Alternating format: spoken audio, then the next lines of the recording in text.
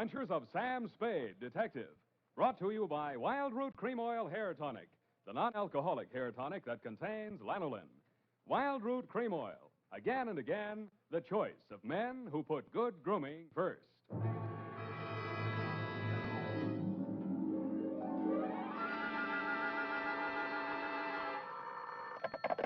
Spade Detective Agency. This is Mad Scientific Detective number 137596. Sam, no matter what anyone says, I'll stand by you. You're nothing of the sort. Not scientific? Of course not. You're two-fisted. Well, thanks, Effie. And that ain't all, Effie. I was actually mistaken for a convolutional melancholiac. Oh, Sam, are you all right now? Wrong diagnosis, Angel. It turned out to be melancholia catatonica. Oh, you poor darling. What is that? Well, it's a thing where you lie motionless and silent with fixed eyes and indifference to surroundings. Unquote. Sam, what happened to you? What hospital are you in?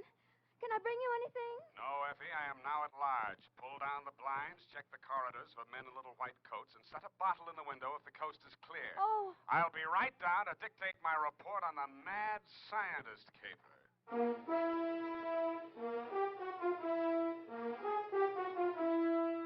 Dashiell Hammett, America's leading detective fiction writer and creator of Sam Spade, the hard-boiled private eye, and William Spear, radio's outstanding producer-director of mystery and crime drama, join their talents to make your hair stand on end with the adventures of Sam Spade. Presented by the makers of Wild Root Cream Oil for the hair. Nobody has to tell you that a neat personal appearance can have a lot to do with helping you get ahead on the job. Now, the first step to a good appearance is well-groomed hair. And I mean hair that's groomed with Wild Root Cream Oil. Wild Root Cream Oil always grooms the hair neatly and naturally. It relieves dryness, removes loose dandruff. Yes, men, to look your best at all times, spruce up with Wild Root Cream Oil Hair Tonic.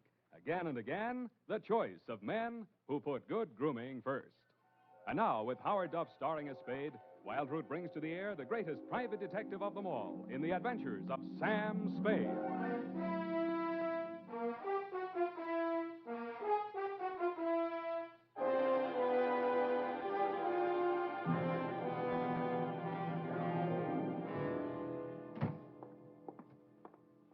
Effie! Come in, Sam. The coast is clear. Where are you? Why is it so dark in here? Oh, I had to put the lights out. The blind stuck. I couldn't get it down. The heat's off, Effie. Let there be light. Oh, I'm so glad. Now, let me look at you. Don't look at me like that and stop whispering. Oh, Sam. Did you get me all upset like that just for a joke? It's no joke, sweetheart. You really sick? Yeah, just sick of some of the types I made in this business. Oh, that. Date July 25, 1948, to Detective Lieutenant Dundee, Homicide Detail, San Francisco Police, from Samuel Spade, license number 137596. Subject, the Mad Scientist caper. I worry so. Dear Dundee, he looked like a mad scientist, and that's exactly what he was. His eyes had a wild gleam in them, his hair was a wild tangle, and he was wearing a wild assortment of clothing that looked as if they'd been slept in shifts. He leaned across the desk at me and said, "They have stolen my secret formula." "They have? Gee, that's too bad." Oh, you think I'm crazy? I don't know yet. I just met you. My name is Raymond Fox. Does that mean anything to you? Raymond Fox. Yeah, I think it does, but I don't quite remember what. I invented the helioscope. Helioscope. No, that wasn't it. I also synthesized hydroxylamophotochronaton. That was it. Yes, but unfortunately, production costs were prohibitive. Uh-huh, but you didn't let that discourage you. Oh, no, indeed. You see, after a brief illness, I was back in my laboratory, perfecting my greatest contribution to science. What may prove to be the greatest contribution of science to humanity. I call it penetron. Penetron? That is what they have stolen. The secret formula for penetron. Penetron, huh? Now, what exactly is penetron, Mr. Fox, and who are they? Well, penetron is a plastic with a molecular structure which repels atomic radiation more efficiently than lead, yet weighs less than aluminium.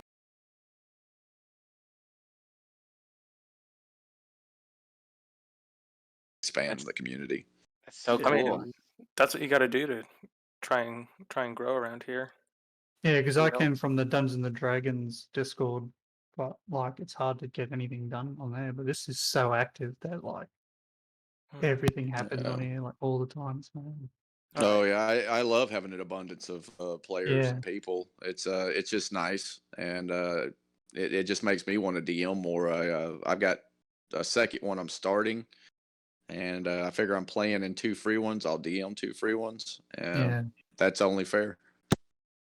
All right, guys, I'm going to share with you guys the map real quick. Give me just 1 second. Cool. It'll be in our own little personal Friday night Discord channel. Yeah. There's that. And then I got some ambiance for the background for you guys. 1 second. Feel free to put battle music over it if you want. I'm not gonna complain even a little bit. There's that. All right, give me a second. I'll put on my mist that brings all the boy to the yard. All right. If anybody wants to do We live in a quick little recap society. or anything kind of like that, while we wait for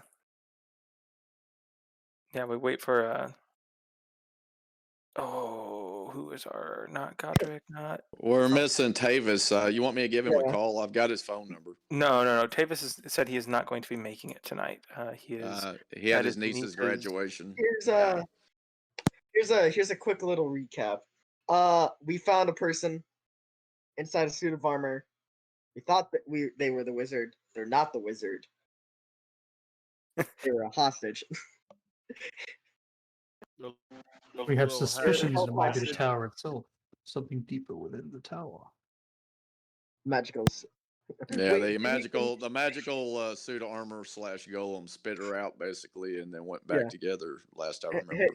hey, Weeb, do you mind doing the voice that you did for the wizard and say this is an epic gamer moment?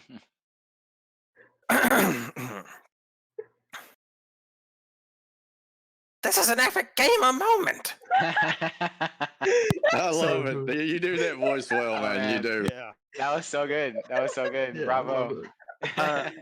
Thanks. Hold on. I'm all right. gonna upload this. I want to record this and just have you say random lines. Oh, jeez. Hey, where's the I can't see the map, by the way. I don't know if I have to reset my Yeah, times or it's something. yeah. It's not Let me online make sure it's either. actually loaded up and everything correctly. Okay, It's cool. just a blank screen right now. Oh, good. That might be my fault. SMH. Make Dude, sure I feel like whatever you say in that voice, no matter like how serious it sounds, would just make us laugh. Yeah, that's what I was getting from the when he was sitting at the table. I'm like, I really can't take you seriously. You're just a gnome. Do you guys? Yeah. Can you guys see it now? Yep, I see it. Visible? Great, thank you. All right. So welcome everyone to Friday Night Adventure League as we round the home stretch of the Artifices of Quartzoil Tower. In the last session, you guys dispatched quite a few constructs down in the laboratory. A couple of you guys were kind of in rather hazardous and deadly situations, possibly dipped into vats of acid. But you guys prevailed with some crazy tactics and made it up into the library, where you met with a suit of armor who seemed to spout nonsense and other strange things, not 100% all the way there, maybe a couple screws loose up in the head. Insane wizard man. And afterwards, after you went to go strike him, you saw the armor fall apart and a small gnomish woman fall out of it. The lady that is a Leah root bottle, and you had seen a letter from her earlier in the adventure inside of one of her chests relating to gambling and kind of the situation, what was going on. But she is entirely freaked out and losing her mind because Quartzoil has lost his. But she passed back out, and you watched her swiftly dragged back into the armor and sucked up. And now a large, kind of floating, white, central glowing suit of armor floats ahead of you. And we'll begin with initiative rolls. Oh, Roger. I will put 8.13. I forgot to. Oh, don't mind that one. I rolled for the wrong character. Got to switch it to my other one. Holy shit, Airhorn, you're huge. I Oh, that's must not you. roll for initiative. What No, we just Airhorn's done that? small. This should actually be a construct. Let me. This is the second time. This is the second time that I've done a 1 initiative.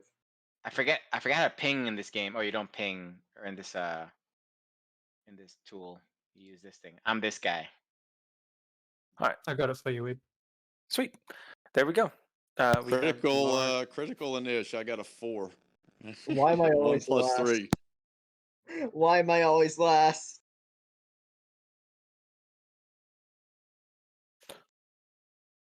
All right. I'm gonna get you guys all loaded up here real quick. Ron got 14. Okay. Ah, damn. Never mind. I rolled it twice. Just please ignore. It's the first Battle. one. The first one should be 4. That's the first one I rolled. All right. Ignore that Let last me one. get you guys in here. 14, 14, 14, 13. Okay. Between Gatra. Okay. Actually. Okay. No, never mind. Here's me and Airhorn again. Oh no, Yeah, you get a Ron second. actually rolled 14, 13. Ron rolled 14.13. Yeah, just ignore my 14. That was a Okay. roll. That was not a roll I was intending to make. It should be a 4, my first one. Okay. Tug will not be Why'd you here have negative today. 2? Corn Keg. Keg is not here yet, but we will have him roll when he arrives. Jarkax, I already have you at 1. Scorn with a 4. Airhorn with a 6.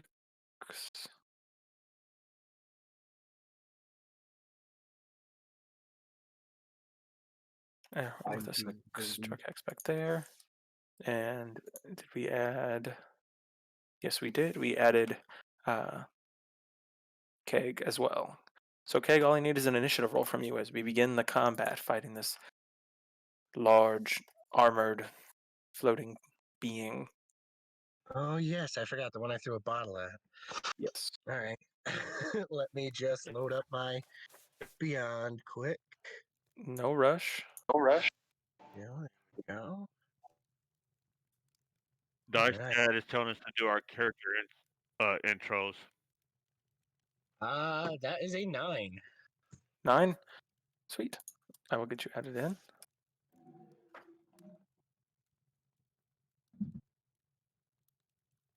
Nine. Okay. All right. Let's do this. Let me make sure I got everyone pulled up real quick. I was just saying that we just got told to do our character intros for the Oh, we live did? stream. Okay. We'll run through real quick. We'll go from the top. Keg. Let's see. I am playing Brudume Keg Smasher, also known as Brother Keg. Alrighty. Muddy. He is a dwarf wave the drunken fist monk. Oops a daisy. What? No, I accidentally interrupted you. My bad.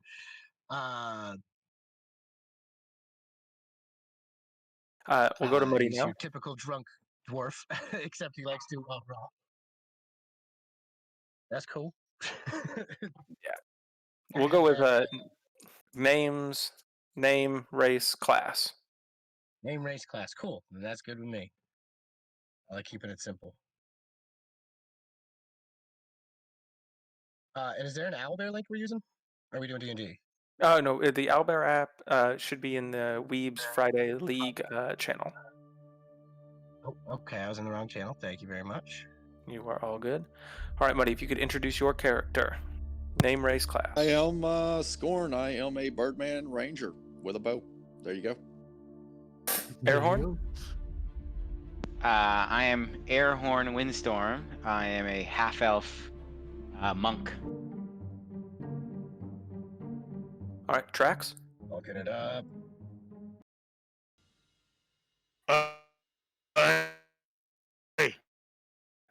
I'm Gorn Halfman.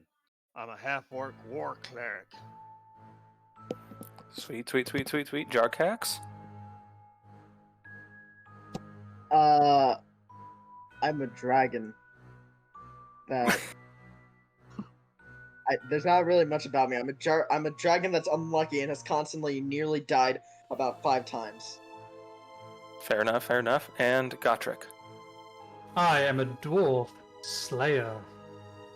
Got a slayer oath to kill all undead and crazy monstrosities in the land. I run into battle with 2 axes and shirtless, and what protects me is my undying rage. The most badass wizard I've ever seen. Plays more like a barbarian, but yes. Yeah, true. All right, everyone. So with that, we will hop into the first round of initiative. And first, it's up to you, Gotrek. Standing in front of you is a large, floating suit of armor with a white energy on the inside. And inside of the armor, you can kind of see as it kind of moves around occasionally, you can see Aaliyah in there, and she's like, you can see her being drained. Her eyes, like her skin is beginning to like become wrinkled and sunken in, and her eyes are glowing white. And you can see like he's using the last bit of, or this armor is using the last bit of her life energy. So the hopes to save her are to defeat it. Right. I will start clanging off the armor with my axes. I move into melee range and attack with both my axes. Got 20, unnatural. Does that hit? Yes, it does. Sweet. So he's got a booming blade on him with a 5 damage. 5 damage. Cool. And I make my second attack. That one's only a 13. 13. No, 13 does not hit. Okay. I end my turn. All right. And next we move to Gorn. Gron.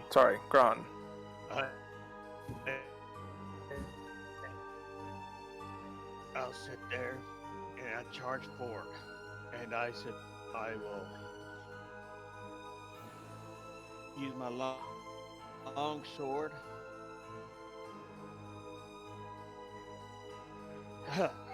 For a nat 1, so I missed 7. Yes, you swing forward and your My long bonus sword. action, Yes, you may make your bonus action. for my bonus action, I will sit there and cast spiritual weapon on his other side, so it would be a flanking for the rest of my comrades. All right. You place your spiritual weapon. And with my 11 to hit, 11 misses. with the spiritual weapon. Okay. But you guys initially now have a flank Tempest is onto not being it. kind to me tonight. It will get better and better. All right.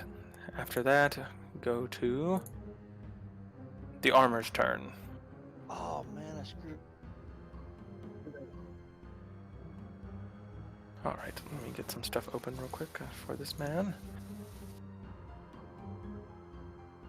Just give him peasant stats, it's fine. Oh, yes, of course. Peasants. Just what I had thought. Peasant stats. Okay. Just give them the stats of my dog. That I think everyone forgot existed. Oh no, I didn't forget. We mourned. Oh, wait, that was My dog's still alive. your dog's still at the base. Your dog is was not coming up the tower the after the armor, first so not the guys. wolf. All right. So as you strike it, Gotrek, you see the armor pull its hand back, and its armored gauntlet begins to crackle with lightning, and you see it place its hand down and lightning bolt. I need you to make a dexterity saving throw. Okay. Jesus. Lightning. 10. All right. So a 10 does not do it, but let me roll for damage real quick for you.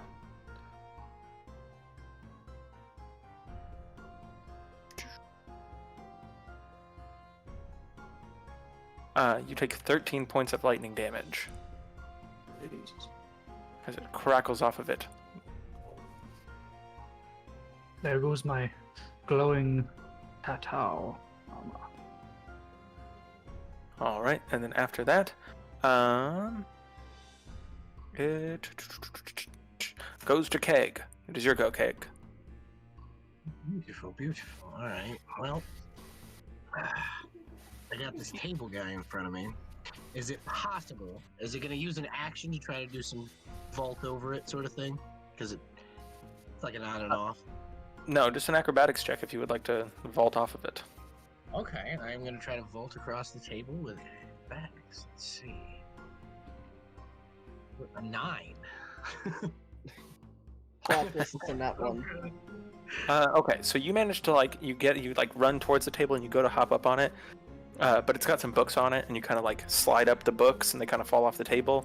But you managed to get up on there, and you can make your attack. But if you jumped off successfully, I was gonna grant you advantage on the attack to hit. But you leap off and go to strike it. But again, a book like flies out from under your foot, so you don't get like as much air as you had thought. But you still have the ability. You still have the ability to strike it. Okay. Let's see.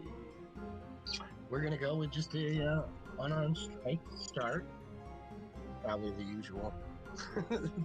Alrighty. That is a nat 20 on the first one, so that's a 24 to hit. That hits. Beautiful. Double the dice or just double the result? Double the dice. Okay. So I think I've never rolled 2d4 at once. Oh, and they both came up ones, so that is 6 damage for my crit. Okay, 6 damage. We'll take it, and we're gonna go straight into a flurry of blows. Or 2 more of those bad boys. Strike him. Nat 20 on one for another crit, and that's a 24 to hit, and then the other one is an unnatural 20. God, real dice are rocking tonight. All right. Both of those hit. We'll roll for the crit, which is 3, and then 2, so that's 10 for the crit. And the regular one is another 3, so 13 total from the flurry. Okay. So you, despite not making the full jump off of the table, proceed to just dip, dive, dodge, and duck, and absolutely just dent the crap out of this armor. It's that drunken master style. And then that gives me the disengage action for free and 10 more additional movement. So I would like to possibly come up the side of him here. Is that cool? That is totally okay. Sweet, and that'll end Keg's turn. All right. After that, we go to Airhorn. It is your go. Awesome. I wanted to run this by you guys. Can you see me when I mark this stuff on the map? The length measurement? Nope. Okay, so I'm gonna use this thing then. Probably see that, right? Yep. So I wanna come around him and here. Like around here, is that possible? I mean, I have 40. 5, 10, 15, 20, 25, 30, 35. Yep, you do. You can totally make it there and have 10 extra feet. Cool. So I will come up here next to the sword, and I assume that I roll with advantage because I'm flanking, right? Yes. All right. So then I'm gonna hit him with my quarterstaff. Strike away. Yes, double monk. 24 to hit. That hits. All right, and then I am going to do. So just hit. Oh, if I right click and hit critical hit, is that what I do on? No, it wasn't a critical hit. Never mind. Sorry about that. No, I'm not 100% sure how you roll specifically with advantage. There's probably a button. Advantage. So 8 damage for the quarterstaff. 8 damage for the quarterstaff. Okay. Yeah. Follow it up. Yeah, I'm followed up with. I'll do flurry of blows as well since I have that. Yes. And I believe I have to spend 1 key point, so I will make sure to mark that. And flurry of blows is also with advantage, correct? Flurry of blows is yes, it is. Okay. So rolling 22. 22. That hits. Cool. So here it goes. That is a 6. 6 points of damage on top of that. You guys are thoroughly beating this. And of armor course, as my bonus action, I want to make sure that I have where is it? There's a thing that I do afterwards. I'm sorry. Agile parry. If you make an unarmed strike as part of the attack action, holding a Kensei weapon, I get +2 bonus to +2 bonus to AC until the start of the next turn. Okay. My AC is normally 16, so it's 18. You want to feel how hard Sweet. I can punch? Cool. And I believe that's my turn. Okay. With that, That's actually awesome. Scorn, it is your go. All right. I will take my bonus action first, and I will use it to cast my Hunter's Mark spell upon it. All It right. gives me that bonus damage when I hit it. It is So it's Hunter's a Mark. Yeah, 1d6. And then I will burn my inspiration and attack with advantage to hit him with my last 4 bursts of crossbow bolts. I loaded those magical ones, but I don't remember what they were exactly. That part I'd have to ask you. You remember I got that hand crossbow. It had Yes, 8 bolts. you have and then 4. you got Dragon Tooth bolts. So Dragon Tooth bolts deal an extra d6 of damage, and they are an extra d6 of damage whenever they're pulled out because they are serrated. Tell you what, I'll save them for a special rainy day. I'll just use my bow, but All right. I'm gonna use the inspiration so I can do the 2 roll for the advantage. So here goes attack. Once I get to the right screen, there we go. Padow. You already have advantage. Yeah, You I already was have just thinking advantage. that. Oh, Yep. do I got advantage already? Yeah, because it's Yeah, fine. 'cause Yes. it's Oh, completely okay. I got surrounded it too. Okay, never mind then. So I'll save my So don't inspiration. burn your Thank you. inspiration. Thank you guys. Thank you. No problem. All right. So we all and, have advantage. so there you go. I got 26, 19 plus 7, That hits. and on the roll I got a 2 plus 3, and then I get the other 1d6. So 1 second, it's got 5, and then I get the bonus damage, which is the d6. There it is, dice roller. Is that including your Hunter's Mark as well? Yeah, well, I'm adding the Hunter's Mark right now. And then I've the got 5 d6 for the extra plus- damage on the Dragon Tooth. Oh wait, you saved the Dragon Tooth bolt. Never mind. Yeah. The Hunter's Mark is 4, so I did 5 normal plus the 4, 9 total. 9 total. All right. Dang, you guys are just. Okay. 6v1. Jarkax, it is your go. Alright, sweet. Here, let's. Alright, let me check where I am. I'm right in the middle of it, so I want to spin up my headphone. Charge up my throwing dagger that I use, the scorpion thing. Okay. And at max speed, I want to chuck it as hard as I can into the armor. I also noticed it has a piercing damage type. What does that do? It's just it's another mundane type of damage. I think it's pokey. So, yes, roll me a ranged attack. Range attack. I don't think I. So you mean just a hit? Yeah. So roll to hit, but I think you use your dexterity instead of your strength. So, whatever. Let's roll me a d20, then add your dexterity to it, and then whatever your proficiency bonus is. So dexterity, right? Yeah, I so rolled just a a hit. standard. Yeah. Let me see real quick. Make sure you're doing this right. I got, yeah. Dagger to hit. Yeah, we'll just go with that. That's fine. It misses though. So you swing it up. And God! And it flies right past it. How close you was yoink that? it- You yoink the dagger it's back. big! It is big. And still, you got the weight of the rope on the dagger. Also, we all have advantage, right? Yep. Yeah, so you actually get you can try again. Or not try again, but see if you did hit.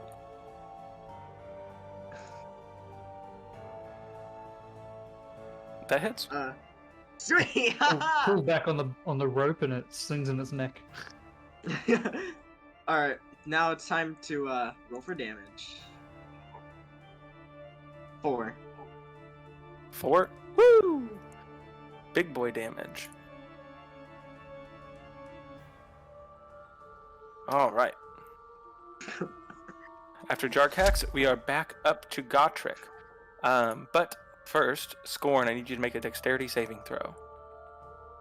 Roger. Oh no, Scorn, are you okay? I got 15 plus 5 for a 20. 20. You are just fine. You jump a little off to the side as the tile underneath you tries to throw you into the fray. But with that, yes, Gotrek, it is your go. I will continuing to smash it with my axe. Smash this thing. Just wailing in him. It's a 17, 22, and so yeah, so the 22 probably hit. Nation.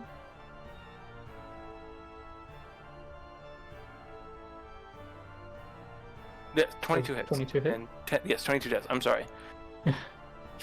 I don't know why only 4 damage. 4 damage, okay. Shoo. And then I will attack with my other battle axe. Do it correctly this time. For 24. You hit him. That will be... Ooh, nice. 10 damage. 10 damage, like the broadside of a barn.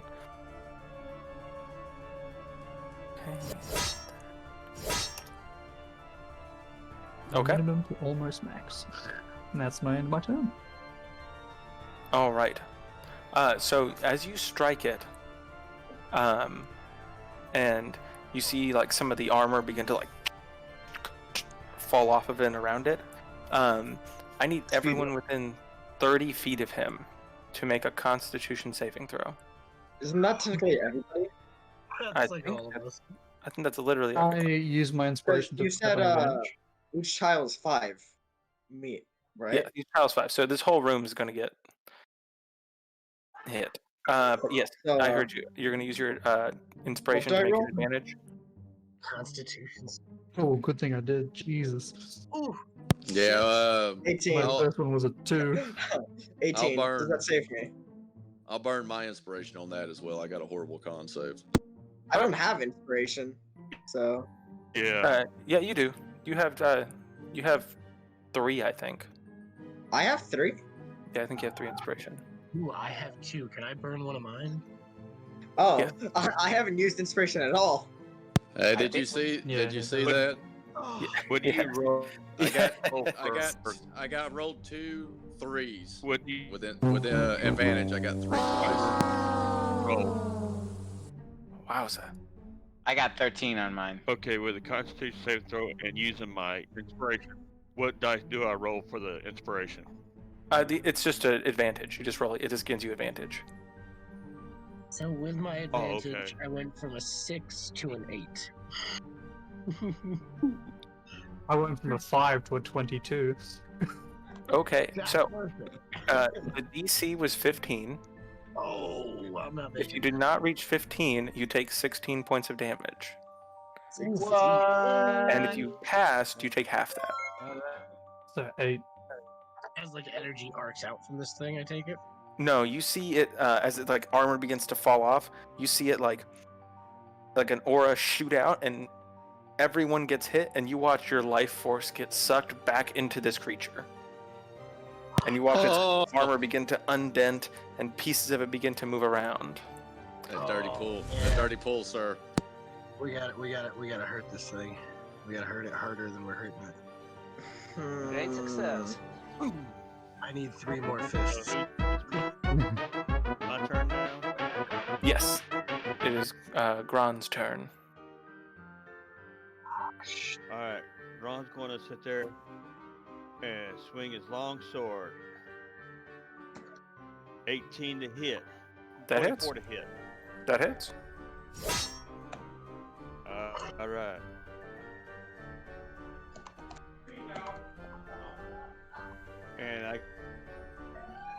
get 9 points of damage. slashing damage with my, and I want my spiritual weapon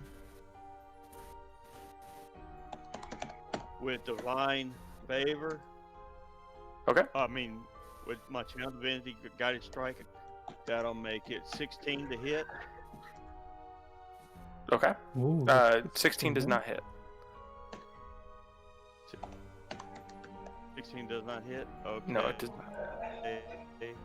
And also, as war priest, I'm going to use one of my 2 times per long rest, to strike again with my longsword.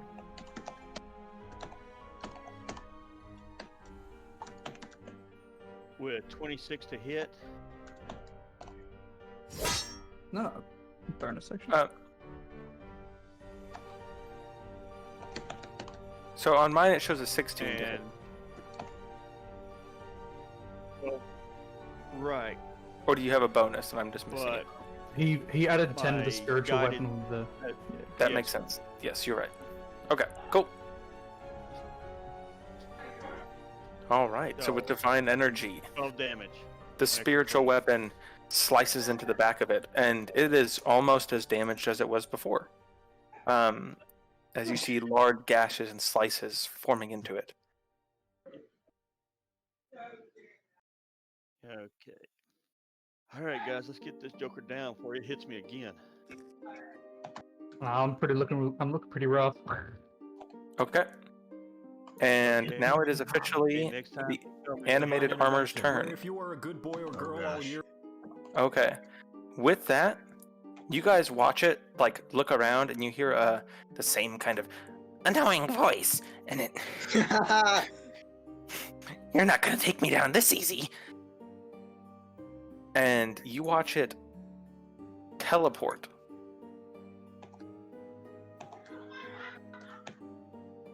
Does it just disappear, or does it reappear somewhere? You watch it reappear over here on the bottom end, and tell me if that activates Booming Blade. Since you tell it, it's Misty Step. I believe so, actually. Okay, If let's you activate move. Booming Blade. Let's hit him with it as the sound barrier throws him off as he travels past and through it. I am now the closest person. Yeah, if you move within 5 feet, yeah. Sweet. Alright. So D8 damage. Oh, what was that? I don't think that did it correctly. No. Oh, 1. 1, okay. 1 thunder damage. 1 plus 0. Yeah, that's weird. Yeah. That is very weird. Hey, just add the 2 zeros, 100 It just damage. says unidentified damage, just 0. So you see it. You see this large armor in a flash of kind of shadowy energy appear over here. You hear a subtle kind of as Booming Blade and the sonic barrier that formed around it dissipates, and you watch its hands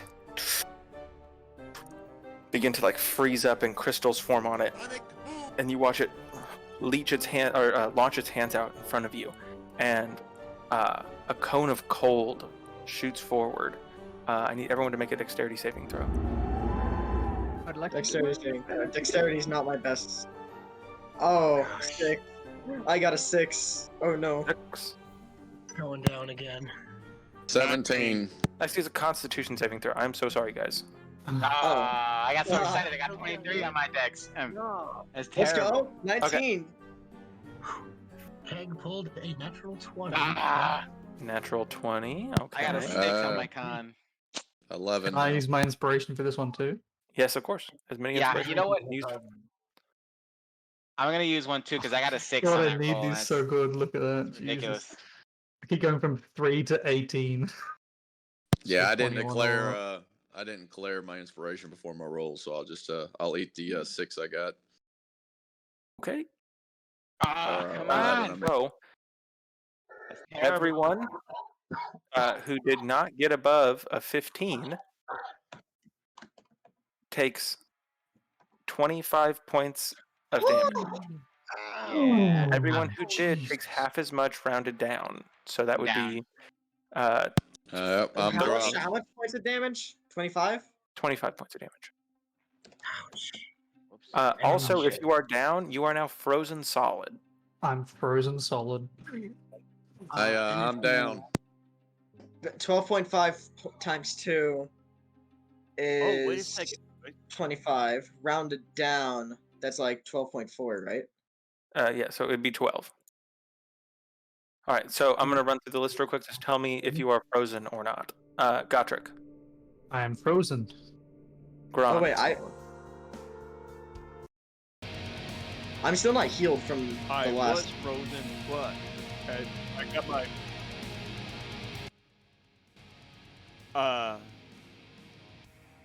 I am actually not frozen due to being a half orc. Oh, yes, because you have second wind. Permafrost. So you don't actually you have that special move where you can stabilize back at 1. Relentless. I got relentless endurance. Yes. So let me Okay. click that. Keg?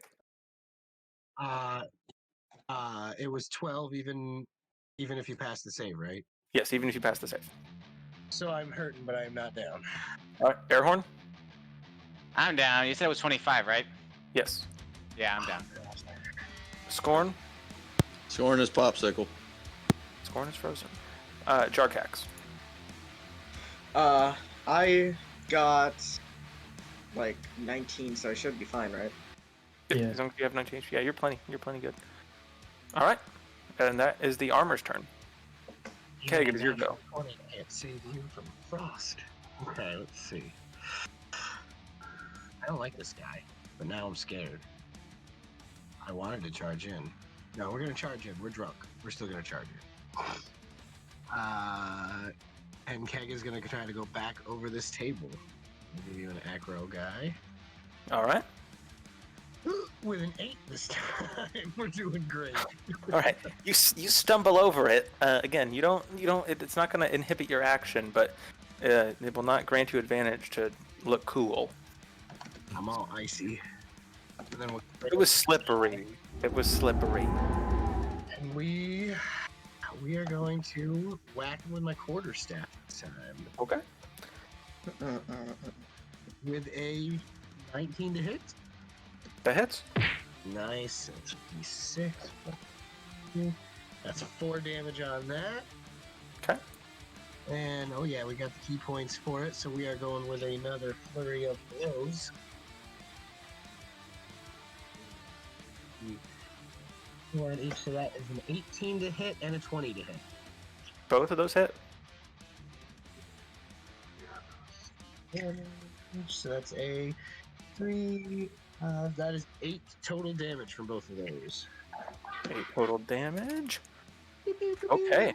And I will drunkenly stumble backwards with my Drunken Master technique. Just back here. Okay. No, yeah. As you hop over the table and kind of drunkenly stumble towards it, you kind of lean up and just thwack it across the top of the head with your quarterstaff, and you watch like a portion of its kind of half, kind of cone-shaped helmet break off, and then you turn around and hit it in the chest, punching one of its gauntlets off, and then proceeding to like push a large dent into its chest plate. Airhorn, I need you to make a death saving throw. All right. I guess let's see how do you do that in. It should be at the top by your. Where the hit points were, if you've been tracking your hit points on D&D Yep. Beyond, you just tap the corner where your hit points are. It says death saves. Okay. It And, automatically brings it up, yeah. Yeah, then mine does, yeah. and do I just like roll at this point, or how does that work? So it's a D20, and then you have to get above a 10. So roll a d20, and then A 10, you're fine. I rolled a 4 because. All right. So one death save. You have one death. One failure. Yeah, one failure. At 3, you die. If you roll a nat 1, you get 2. If you roll a nat 20, you get +2. Jesus. Okay. Next. Scorn, give me that death saving throw.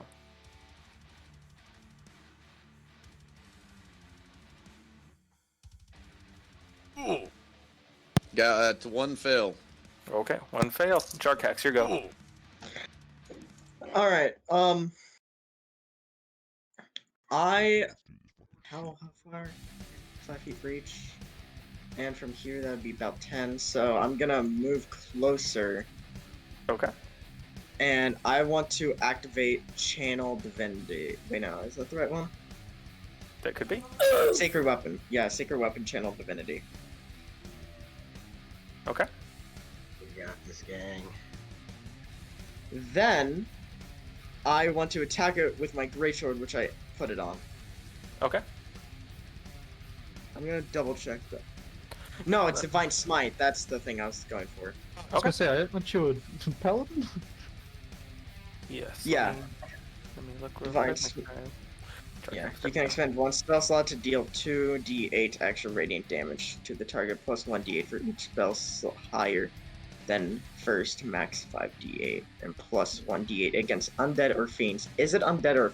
Is it undead? No, right? Yes. Yes, it is. Oh, it is undead. So, I get a... That'll be 3d8 you get to add to your damage when you do your attack. So... And you can also spend another slot when you... Oh wait, yes. Yeah, because Paladin, yeah, you get 1d8. Yeah. I'm gonna roll to hit. That's 19, so it hits. That hits. And then I'm gonna roll for base damage. 9. Okay. And then I have 3d8. 3d8. 3d8. So let me roll that 3 times. 9 plus 12. That's 21 damage in total. Okay. How do you want to do this? Wait, did I kill it? Yeah, you took it down. Oh, sweet. Okay. Nice. What I want to do is I want to kick it on the ground, back up, pull out the other dagger, the throwing dagger, and throw it directly through its head and pull it onto the ground, slamming it, creating cracks. Alright. No. You grab with the greatsword and you sunder it in the in the chest plate, destroying its armor entirely, and as it kind of falls forward into the ground and is getting ready to fall over towards Scorn, you grab your rope dart, throw it right into the head of it, and as you're pulling it back, it catches on the rest of the plate armor, and you crash it into the ground in front of you. The armor disperses all over the ground, and you watch Aaliyah roll out of the armor, and she looks frail and weakened. And with that, you guys have beaten the library encounter. Fatality. Now quick, come forward with 1 HP. Win. Okay. Oh yeah, I was gonna say, what happens to those that are dead? Gron Those of us that are wants dead. to cast. Come lay hand of the wall. Nobody's dead yet. Wait, who's on their death row? Me. Everyone. I'm the healer. Airhorn. I'm the healer. One second, guys. Tell me who you go to first. If anybody else can heal anyone, tell me who you're going to. I can heal. As a healer. I can heal. Okay. I think I'm next, so hopefully me. I'm saying I'm using my second level. Oh, I didn't know we were still initiative. I was going to cast healing. Oh, you're not word in at it. second Initiative's level, over. 60 foot, take care of everybody. There we go. Do it. Okay. How much does that heal us then? Okay. 4. He has a 4? Plus my... No, 6 plus... It's 8 healing points for everybody. Okay. How... Everyone automatically stabilizes with 8 HP. How low is Airhorn? He's at 0. So he's fine now. Yeah, so 8 goes to everyone in the room. If you were down, you get 8. If you had HP, you gain 8 more. Beautiful. Okay, cool. So that just basically means that I'm no longer dying. Yeah, you have 8 HP. Cool. Awesome. upon waking up, I am going to look at the happy, handy dandy cleric and say thank you. And do you have any more love to bestow, or are you tapped for the day? Yes. No, I'm not tapped. I still got 2 more slots, and then I'll have to take a long rest. All That's right. on my level 2. I can also take care of some of the healing as well if you want me to assist on that, or if we want to do a rest, that's everybody's call. But I can make 20 hit points worth of good berries.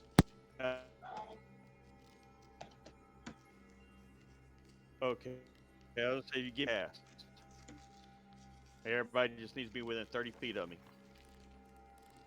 All right. Just let me know what I got to put back on me once you do the heal. Then. Okay.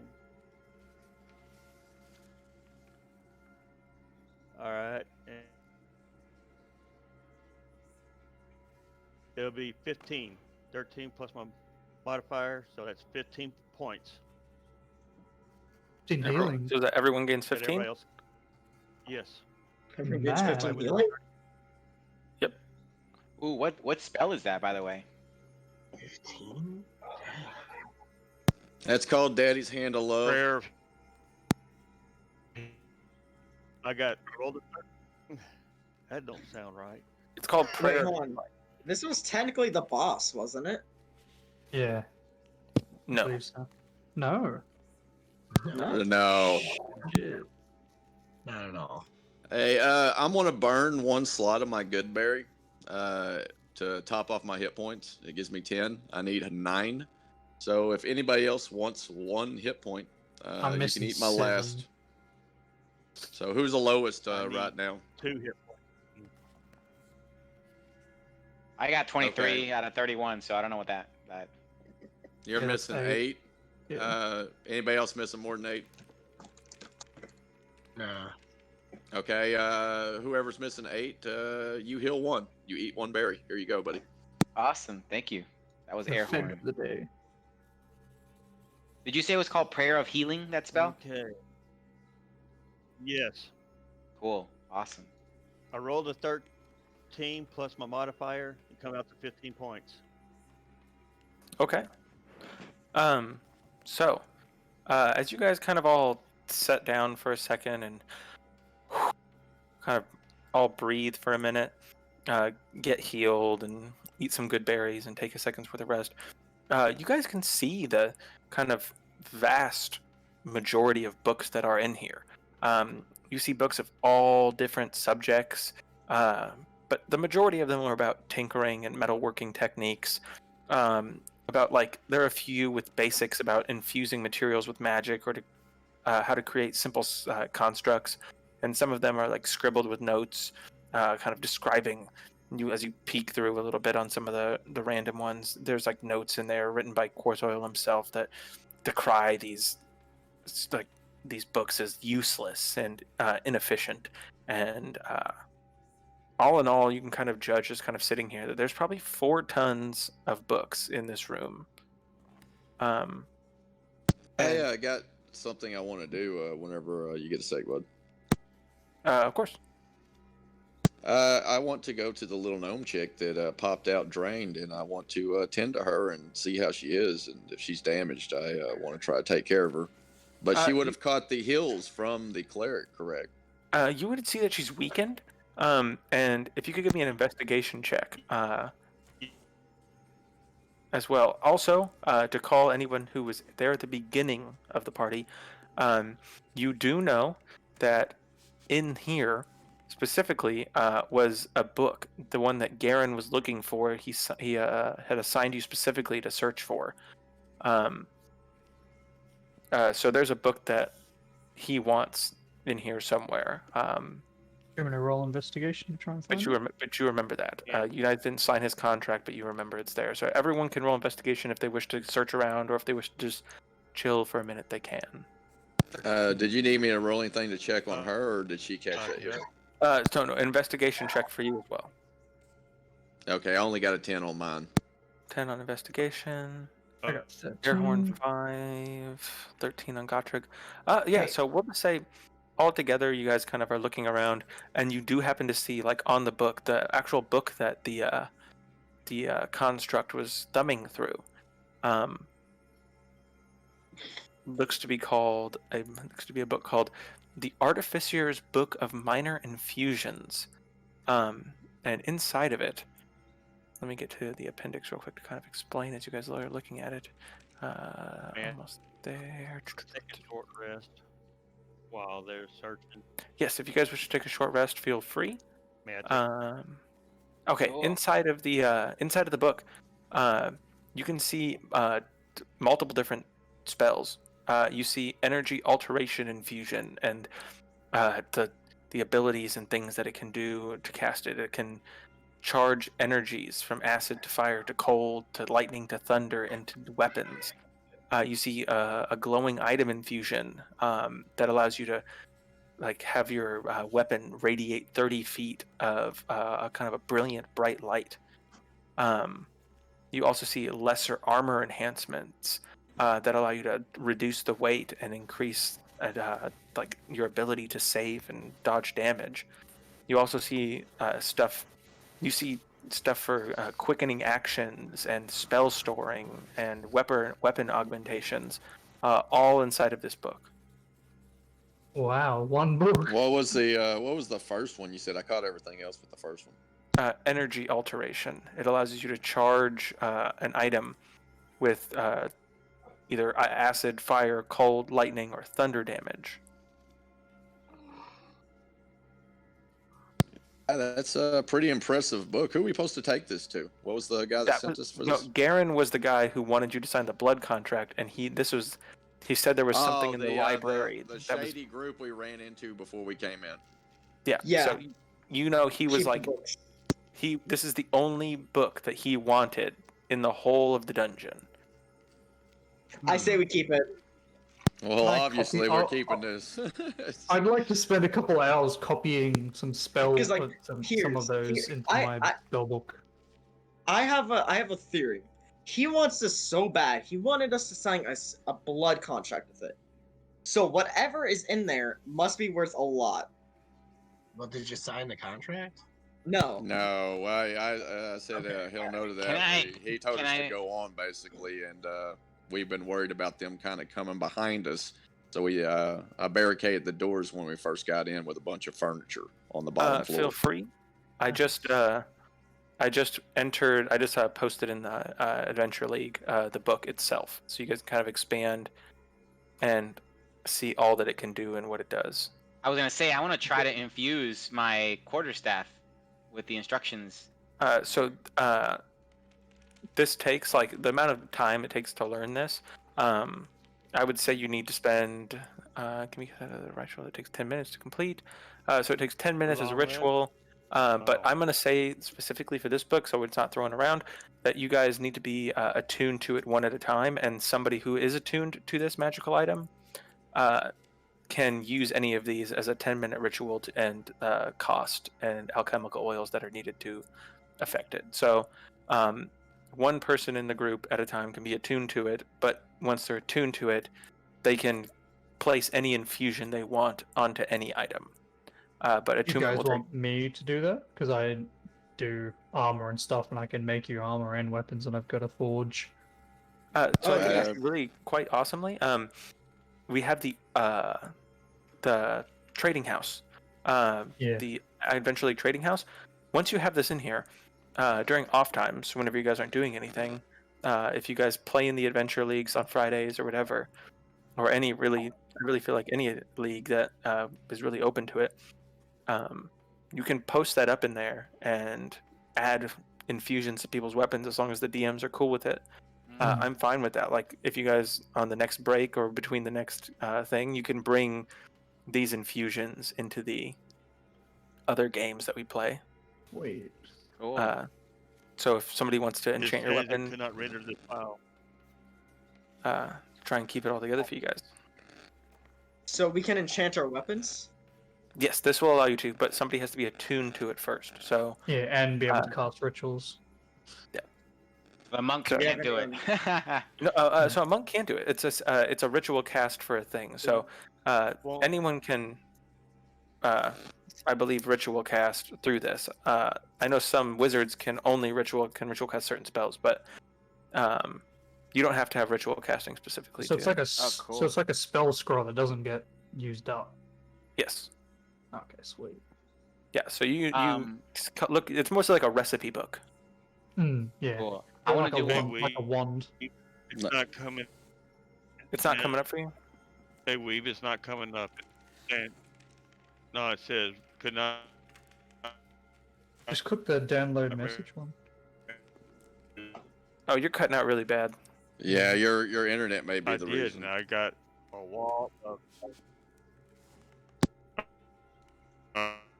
Oh, yeah, I do live out in the middle of nowhere. I feel you, brother. I feel you. Rock only has a population of 62. Yeah, Yeah, so I feel I you. know on the White left Rock, you can Texas. expand. Next to the expansion, there's a view whole file, and then at the very far right, you can download message. I'll try sending it to you personally, just so you have it. So I'm gonna DM you it as well. There's a DM, and see if you can open it there.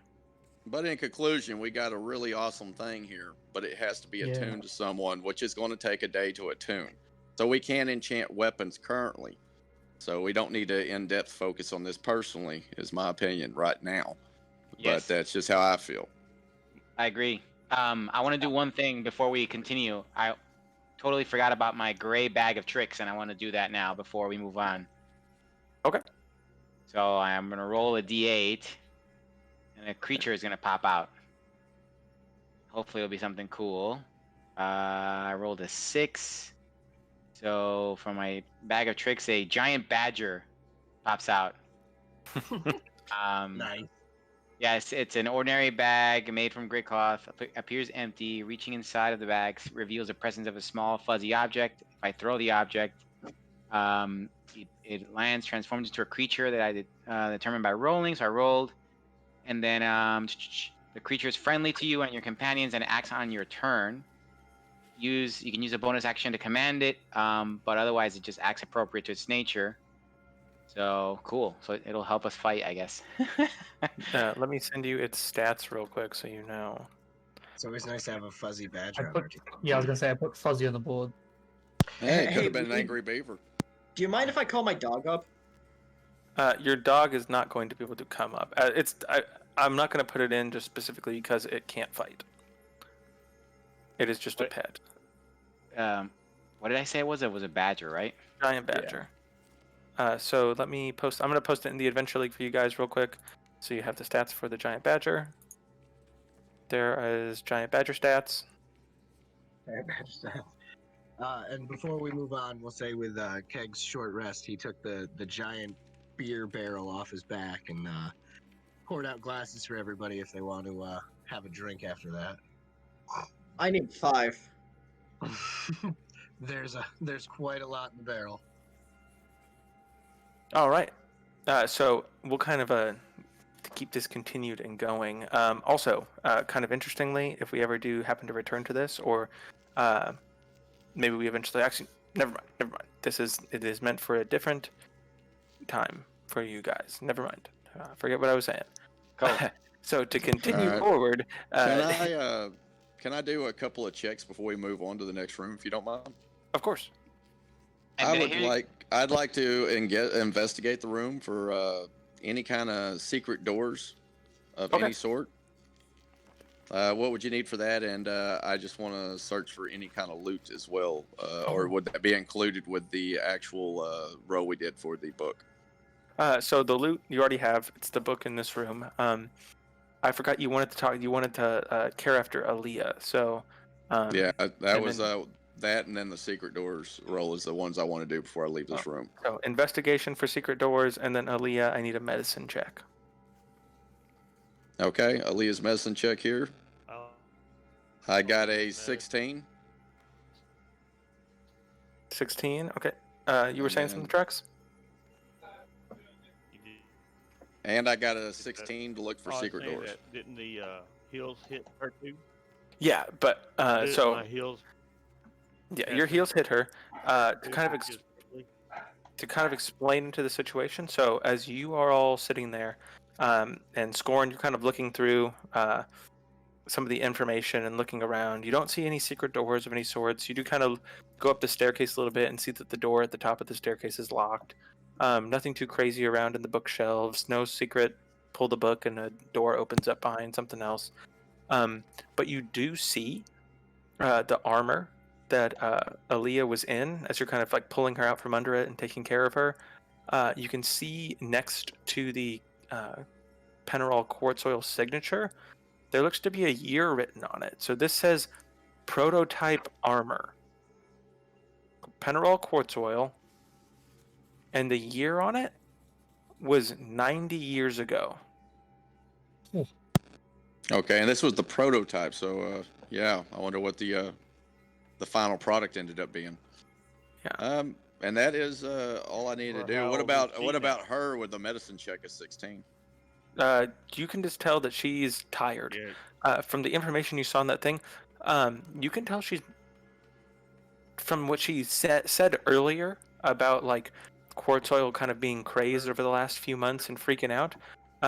You can get the sense that she's probably actually been trapped in that armor for close to 100 years, and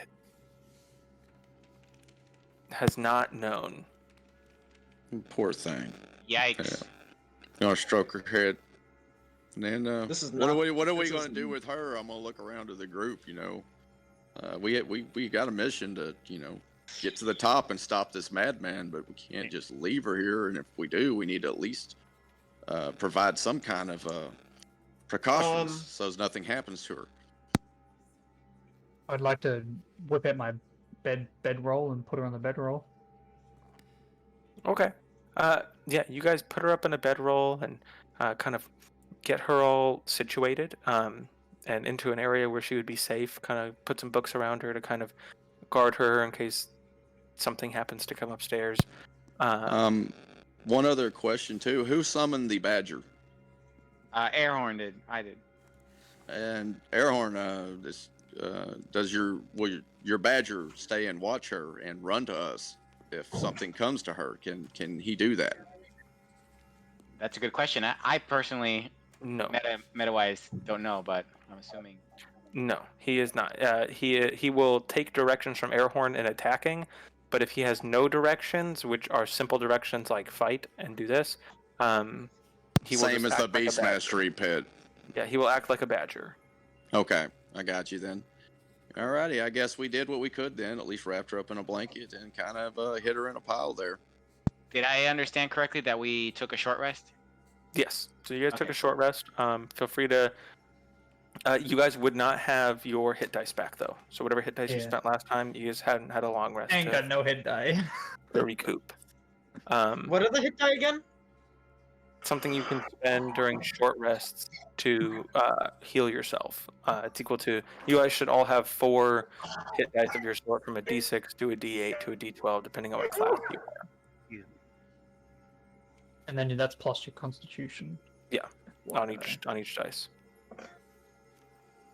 I'd like to look around, just like look through some books over the past couple next hours, and see if I can find the rest of the book.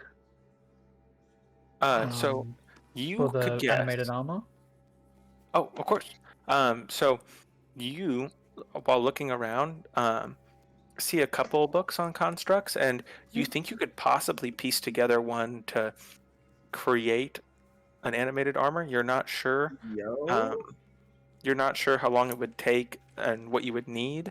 I can get that for you. That's not specifically in game, but I will gladly homebrew that for you if you wish. Is to take there it with your also like maybe, because it's obviously you said there was a lot of books, would they have any information about golems as well?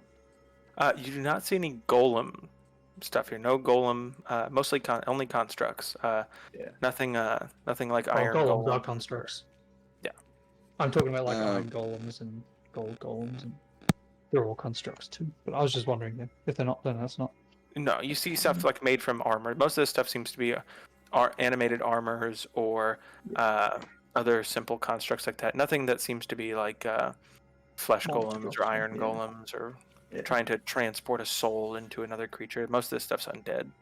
Okay, yeah. Ooh, enough. You said that on that investigation earlier too, we seen the stairs that go up to a locked door, correct? Yeah, there's stairs that lead up to a locked door. So for you guys, so you kind of know, this is what I was not going to say last time, but it could happen up again, and if you guys want to do it, you can. In downtime, if you spend, so say you wish to come back here in the future or later into games or something like that, you can spend a downtime day here and learn a new language or proficiency with a tool in off time. All you have to do is spend That's a day of pretty downtime. cool. So you can't do anything too crazy, but if you want to learn a new tool or a new language, you can spend a day here and learn. Okay. Well, I'm going to ask if anybody in the group is any good at picking locks. I'm good at smashing them. That may be what we need. What kind of check, or do you need you need lockpicking tools, right? No, it's just a Lockpicking. dexterity check. It's just a dex Oh. check. I can try a dex check on it as well, but I'm me not too. proficient. So, two. So we're trying to get upstairs? Two failures is better than one. And on D&D Beyond, I would just click on the dexterity box to do that type of check. Yes. So I got a what's with the dex save? I got a 15 on my 16. dex check. 17 here. Check 17, 16. Isn't it sleight of hand? Between everyone, all fiddling with the lock at the exact same time, you all managed to open it. Whether the lock was overwhelmed or not, you guys managed Probably to could have open. just broke it down. He got stressed out. Yeah, you stressed the lock out, and it was like, oh, fine, I'm open. Wait, hold on. Just install. Hold on. Like theoretically, would I've been able to insult the lock so much for it to open? No, it is not sentient. But as you guys open up this door, the room is in front of you is fairly dusty. It hasn't been cleaned in what seems like close to a century. There's a dilapidated bed, dresser, wardrobe, and desk, all sitting unused and gathering cobwebs. Around the room, you can see pages of parchment pinned to the walls, and vellum design schematics litter the entire floor with no sense to their arrangement or how they're gonna fit together or anything. With a quick glance, the designs refer to necromantic experiments and things with strange constructs. But suddenly, you hear erupting from throughout the entire tower. Oh, no! Yes, no! Deliveries are accepted and signed for on the ground floor, not on the top. You could not have messed up the procedure worse. No griffin stew for you. None at all. Yeah, put both your feet in. It'll help with your swollen ankle too. You hear me? Okay. Interesting. Okay. So do we? So Sorry, go ahead. I was just going to ask if I could roll a perception to look in that room to see what I can see. Yeah, no, so that's exactly what you guys see. It's a dilapidated room. I'm gonna actually, I forgot I didn't pull the map up for you guys. Let me get this map Yeah, I loaded was up like, for you so you can see. How How do we get to this room? Do we climb up one of the? The stairs at the very end, they spiral up. Okay, gotcha. So it's the one on the Left side. Right. for us. Yeah. I'm going to Right, look at we were- the brawny, bare-chested dwarf and go. You want to go check it out? Hell yeah. I'm going to Al Rodeo right now. Sorry, guys. Changing it up for you. I've been invigorated by the clerics. I need to If you think I'm about gonna it, drink a lot of Jarkax is coffee. just a I need to really go to the big restroom dog. real quick. Alrighty. If you guys think about it, Jarkax is just a really big dog. Or just a small dragon. And potato. Alright. There you guys are. If everyone wants to pop their, drag their stuff in, feel free. If you would just place me at the right I will outside the doorway, I would appreciate it. I will gladly place you in just outside the doorway, Scorn.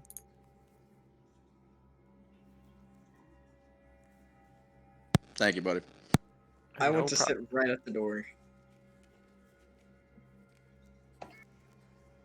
Alright, so Yeah. Sorry, I still have that problem where I drag my token and I can't move it now. so weird. I'm Yeah. back. Welcome back. I don't even see my token. I got a back port right here. Are you able to move it now? No, it's still just moving the background when I try to move it. So weird. I can move some of the other ones, but not mine. Actually, if I try to move it now, it's just moving Gotrik's. Wow. never mind. That's so strange. I would say Give it a see if you can refresh? see if you can refresh or Yeah. try that. Yeah, let me try that. That is strange, though. Yeah, Gron's not even on here. I will add you, Gron. You have to add tokens on every new one you begin. I can move it now. Thank you. So, how much inspiration do I have, by the way? If you didn't spend any at all, you had 3. Yeah. And, How do you do that? We had 3 if we didn't spend any? Okay, cool. yes. So I still have 3. I do not remember what your form is, but there you are, Gron. And that should be everyone. Jarkax, Gotrek, K, Gron, Airhorn, Scorn, and Tug Tug is not here. Okay. No, so you guys, there's the room for you guys. It is just a dilapidated room. Everything is just kind of strewn on the floor, and it looks like nobody's been in here in a long time. I want to investigate the room. Everyone make an investigation check. Are we inside the room already? Yeah. Okay. Investigation. Oh, 19. Got a 19. I got a 4. Yeah, 16. I got a Wait, critical very One minus this one.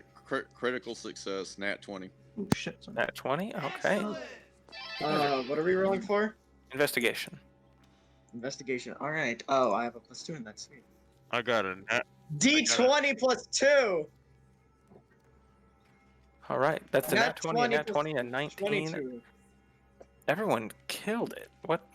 Wait, your investigation check was at 1. Yeah. You know, I would swap these investigation I got check rolls out for our attack I rolls. got on a the left 1 guy. minus 1. Oh no. Gron. 0. He just falls over and just passes out. It's dusty in here. It's hard to breathe, and you sneezed, and now you're in a sneezing fit, and you couldn't check. God, why's the floor on the floor? Okay, so you guys look around and kind of are siphoning through kind of all the notes and designs and stuff like that, and you can determine that like these notes indicate like something dark, like. Gron just goes over and lays in the bed. Anybody? No, we'll just say you know. Don't need to roll in any knowledge checks. You can see these notes and kind of piecing together, kind of like a horrible, like a horrible thought dawns on you, that he was looking to create some kind of like modified workforce, and with this workforce, he was looking to create his strange, perverse dream of what he was calling a lich golem. I don't know what that means, but it sounds. Sounds like slavery with extra steps. Slavery with extra steps. So horrifying. A lich is someone who has transferred and sold their soul and converted it directly into arcane magic, therefore granting them near limitless arcane power and immortality, but turning them undead. So he was trying to combine his body into a mechanical form. It turns him undead, you said? Yeah, so he's an undead, immortal demigod of some sort. Luckily for me, I do extra against undead. Yeah, if you know what a lich is, though, our level is nowhere near what we could deal with a lich, if it's a true lich. So with that, you also can see that like he's written in like designs for this lich golem, and you can see that, or infer really from the notes, that the only way to truly stop this is to destroy the withered heart that is inside and powering this actual golem body. And Well, I therefore mean- you would believe destroy his hold over this entire tower. From what you can tell, he has infused his whole body's essence with this tower. This tower is Penarel Quartzoil. Dun dun dun. Disgusting. And, I you just guys- realized. Does that technically mean that we've been inside of him the entire time? Been inside him the entire time. And with that, you also, as after looking around and kind of seeing all these like paintings of gnomes and other such things on the wall, you can see a locked safe is behind one of them. I will need a dexterity check with either thieves' tools or if not with thieves' tools, then it is an exceedingly high dex check. Do we all need to? You guys can all try because it's kind of very, very high. Dexterity check. 4. Oh my god, nat 20. What's up? Finally. I got a 5. I got really good dexterity. So 23. Oh, I got a nat 1. Never mind. Okay. Gron, let's see what Gron's got. 18. That was good. 18. Okay. So, Airhorn.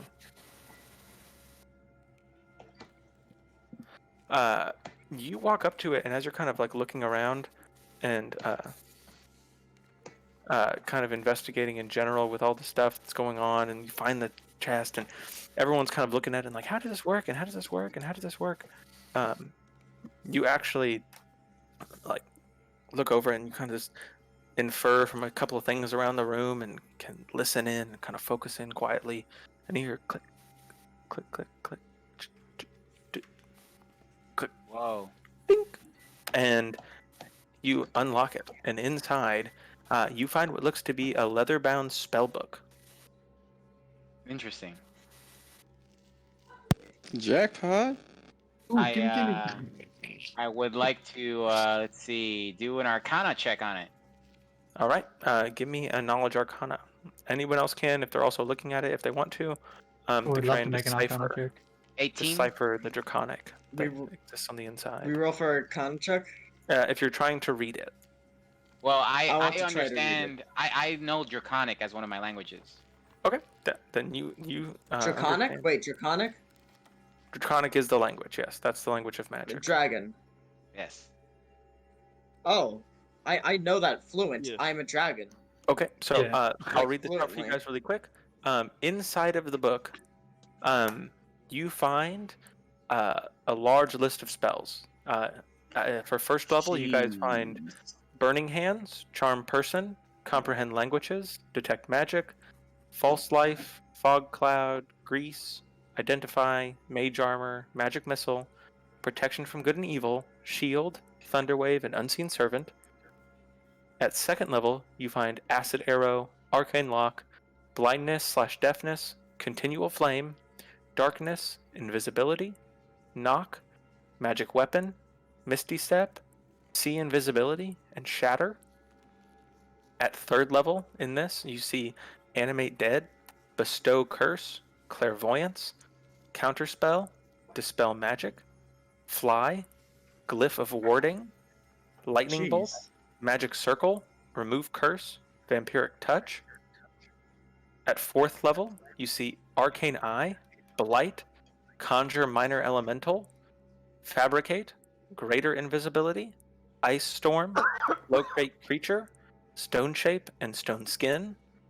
At fifth level, you see Animate I Objects. think we're only 4. We're only level 4, all of us, I think. These are This is spells. the fourth level spells. That I you still gotta be cast much shit higher out of than it. fourth level The to fifth, cast a the fourth fifth level spell. spells are Animate Object, Cone of Cold, Conjure Elemental, Contact Other Plane, Hold Monster, Legend Lore, Scrying, Wall of Force, and Wall of Stone. The sixth level spells in the book are Circle of Death, Jeez. Create Undead, Magic Jar, Move Earth, and True Seeing. And the seventh level and final page of spells contain Finger of Death, Simulacrum, Symbol, and Teleport. Yeah, this is like a 15th level caster spell book. This is amazing. Yep. So, and I can't use any of it because I'm a monk, right?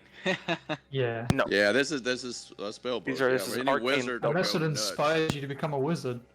Are paladins able to learn these? No. This is an No. arcane spellbook. Arcane. You use You use divine. divine magic. Can you delete I my have to use token? For divine some reason, I can't spellbook. control it now. Yes. If you don't mind. If we ever find a divine spellbook, I call dibs because I think I'm literally the only one that can use it. Whoa, who turned into a? No. Yeah, Well, we we got a Yeah, I cleric. saw King do it, so I was like, I'll do that.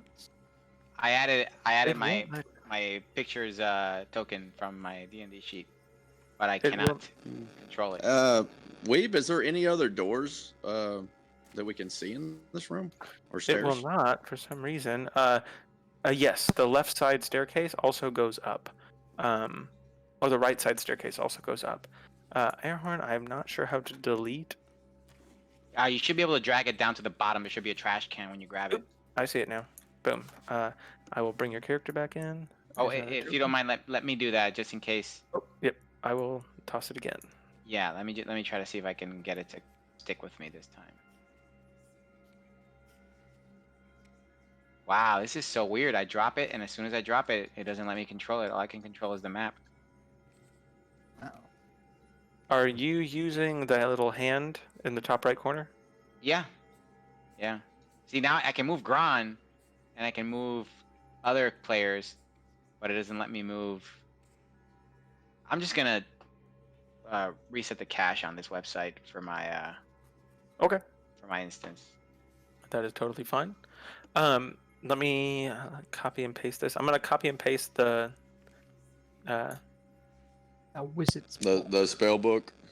The Lich Yes. book.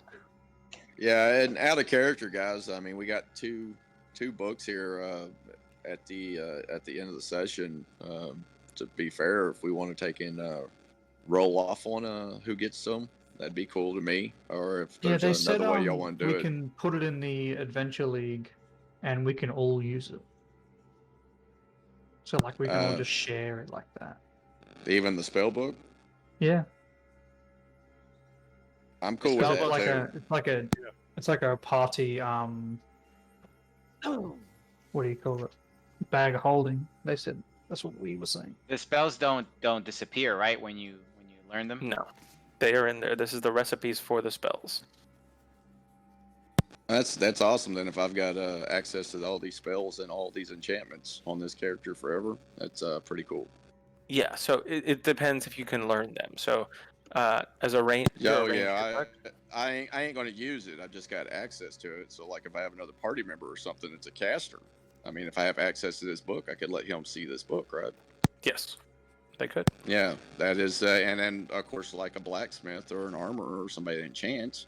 So the general thought is Actually, both of those. for a lot of this big stuff, since you guys are part of Phineas Everborn's adventuring league, this would be stored in the book in his library of artifacts, which could be drawn upon really for any of your guys' things in the future. I am totally cool as long as you're in the adventure league, and we run a level 15, 14, 13, level 10 book. I mean, level 10, I don't know why I said book. Level 10 adventure. Campaign, yeah. Right, level 10 campaign or adventure. You guys have the ability to pull this out.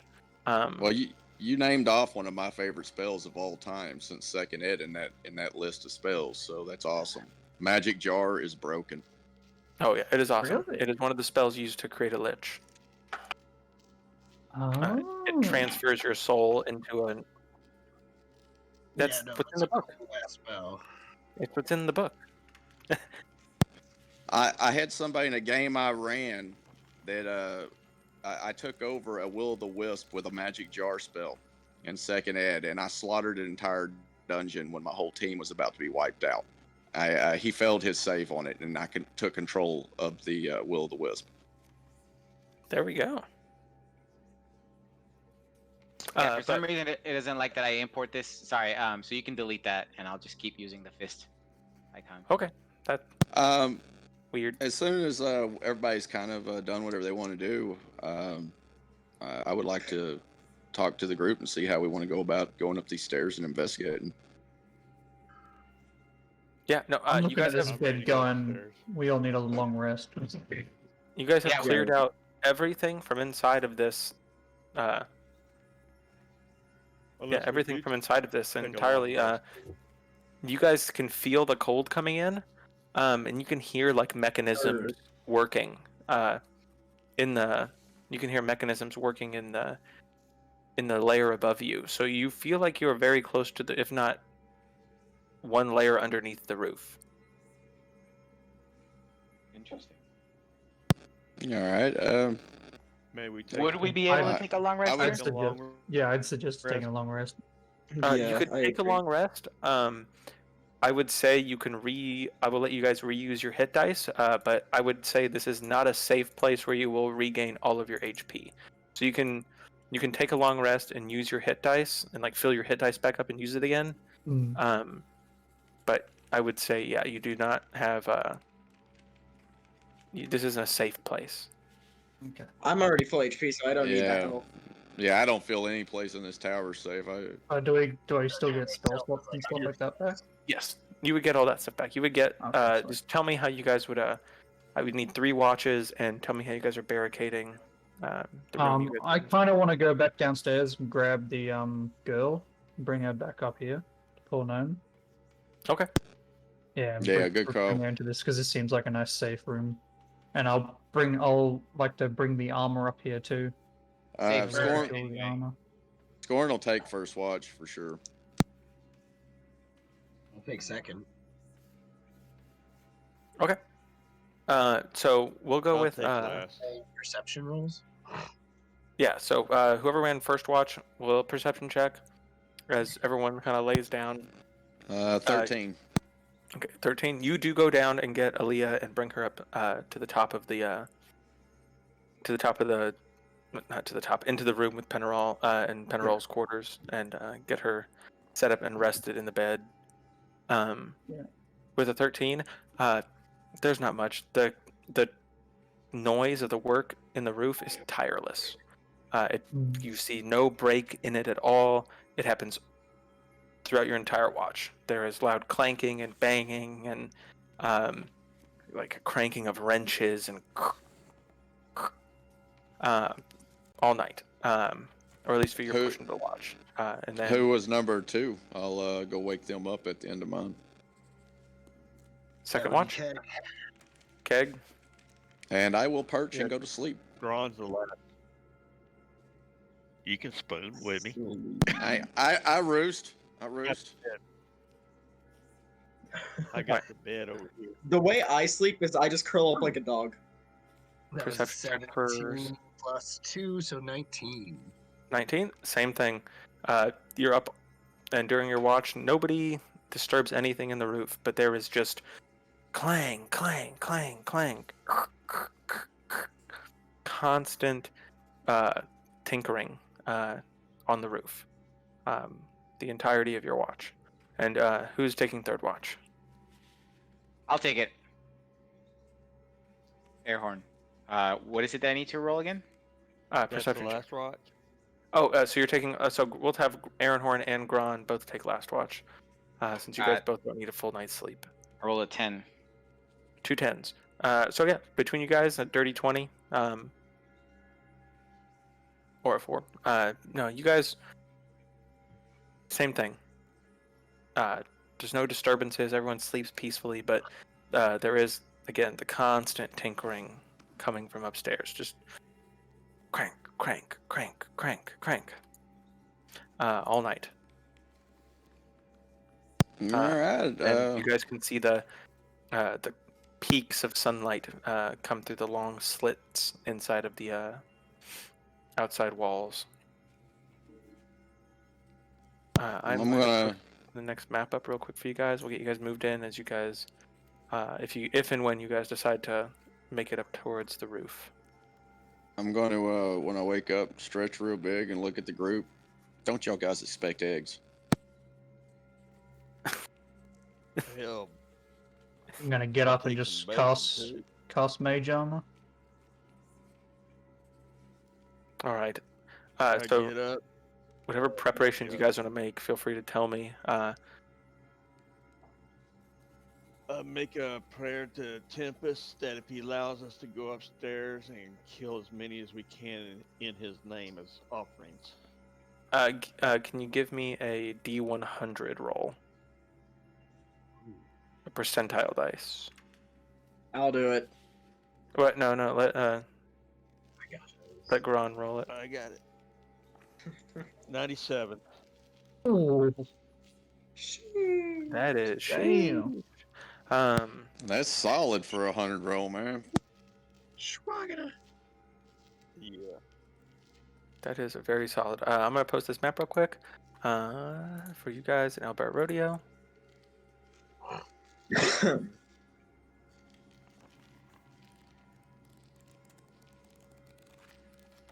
Keg is going to take out his strongest liquor and take a swig and then motion to pass it around and see if anybody else wants to take a swig before we move on. I'm gonna grab the jug and hit that shit. Gron will take a swig for mouth. Get it, boys. Monk beer. And get my drink and stomp the ground. All right. You guys all take a strong swig. As well. If you guys, while you take the swig, as you, Gron, as you take it in your hand and take a drink, and place it down, you guys all feel a strange warmth inside of you, and kind of like a,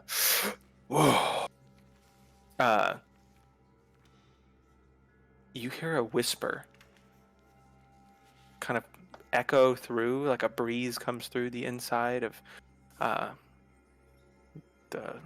the chamber you guys are in, and this whisper says, "Destroy." Oh. That doesn't usually happen. And as that happens, all of you are granted a blessing from Tempest. Hey, Tempest, love you. This blessing will grant all of your attacks an extra d6 of damage versus constructs. I want to dip. I'm gonna use my alchemy jug and do the acid, and I want to dip my 4 crossbow bolts on the hand crossbow in that. Okay. Yo, flurry of blows is about to.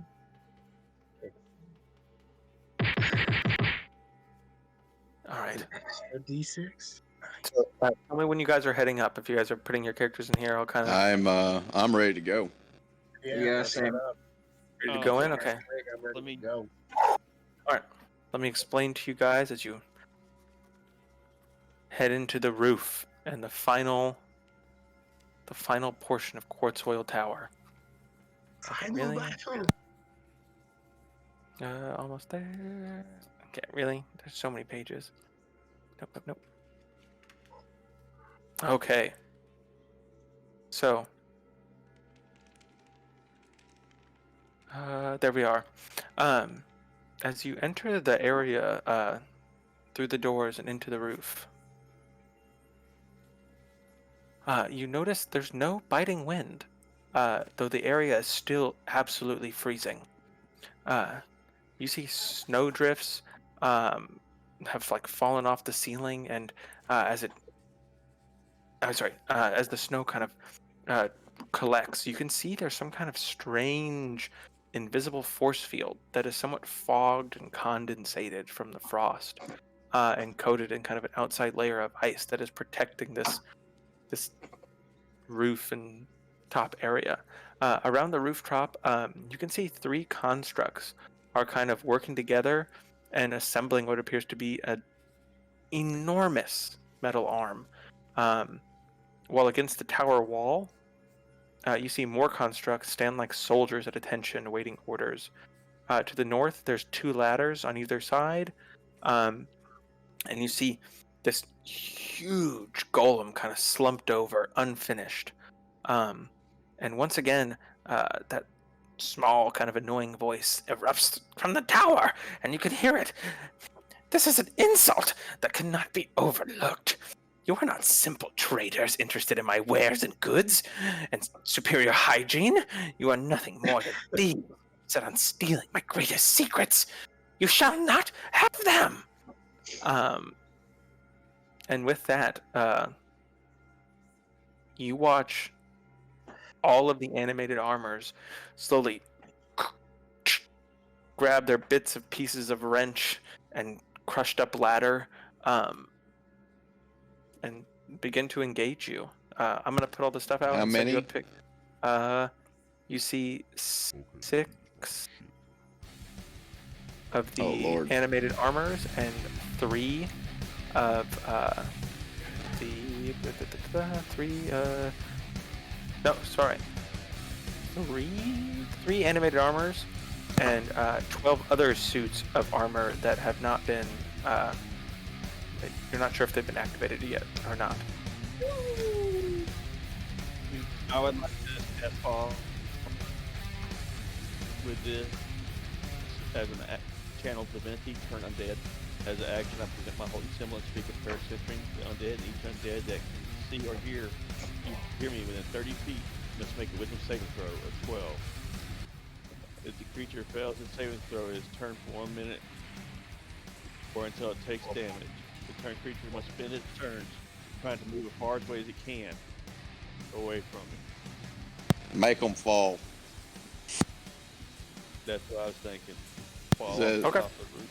Smart move, man. I like what you did there. Wait, aren't we in like a snow globe? Yes. So they have to all go to. So if we all sit there and take one at a time, we'll be good. Because once we damage any of the others, then they can start attacking. Okay. For you guys, here's a picture inside of the chat real quick to kind of see kind of this whole situation, what the golem kind of looks like. It's kind of half constructed. They're working on his other arm, and the rest of his body's kind of in and together. One sec, I am sending someone a message real quick that will pertain to this. Keg is gonna look down at his bare fists and his wooden bow staff, and he's gonna be like, "Alright, let's do this." Giant badger. That's not giant, that's like regular size. This is giant. Get him, giant badger. Send in Fuzzy, we got this.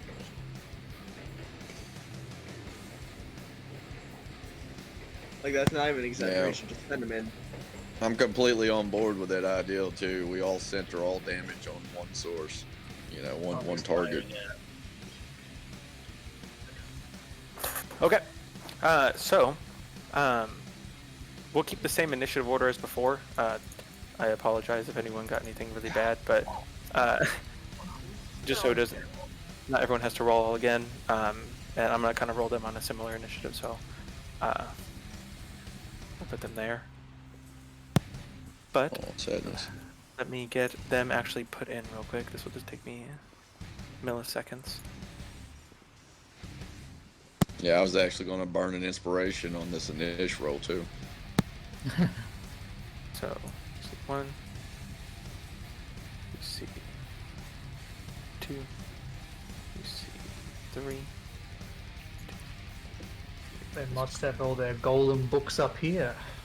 You see up here.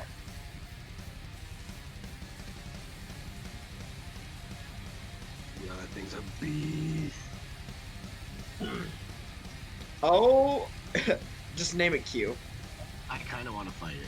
I kind of want to let him finish. Just be like, "Alright, guys, finish that thing." And then on the sides, so on this half moon, you guys can see the other.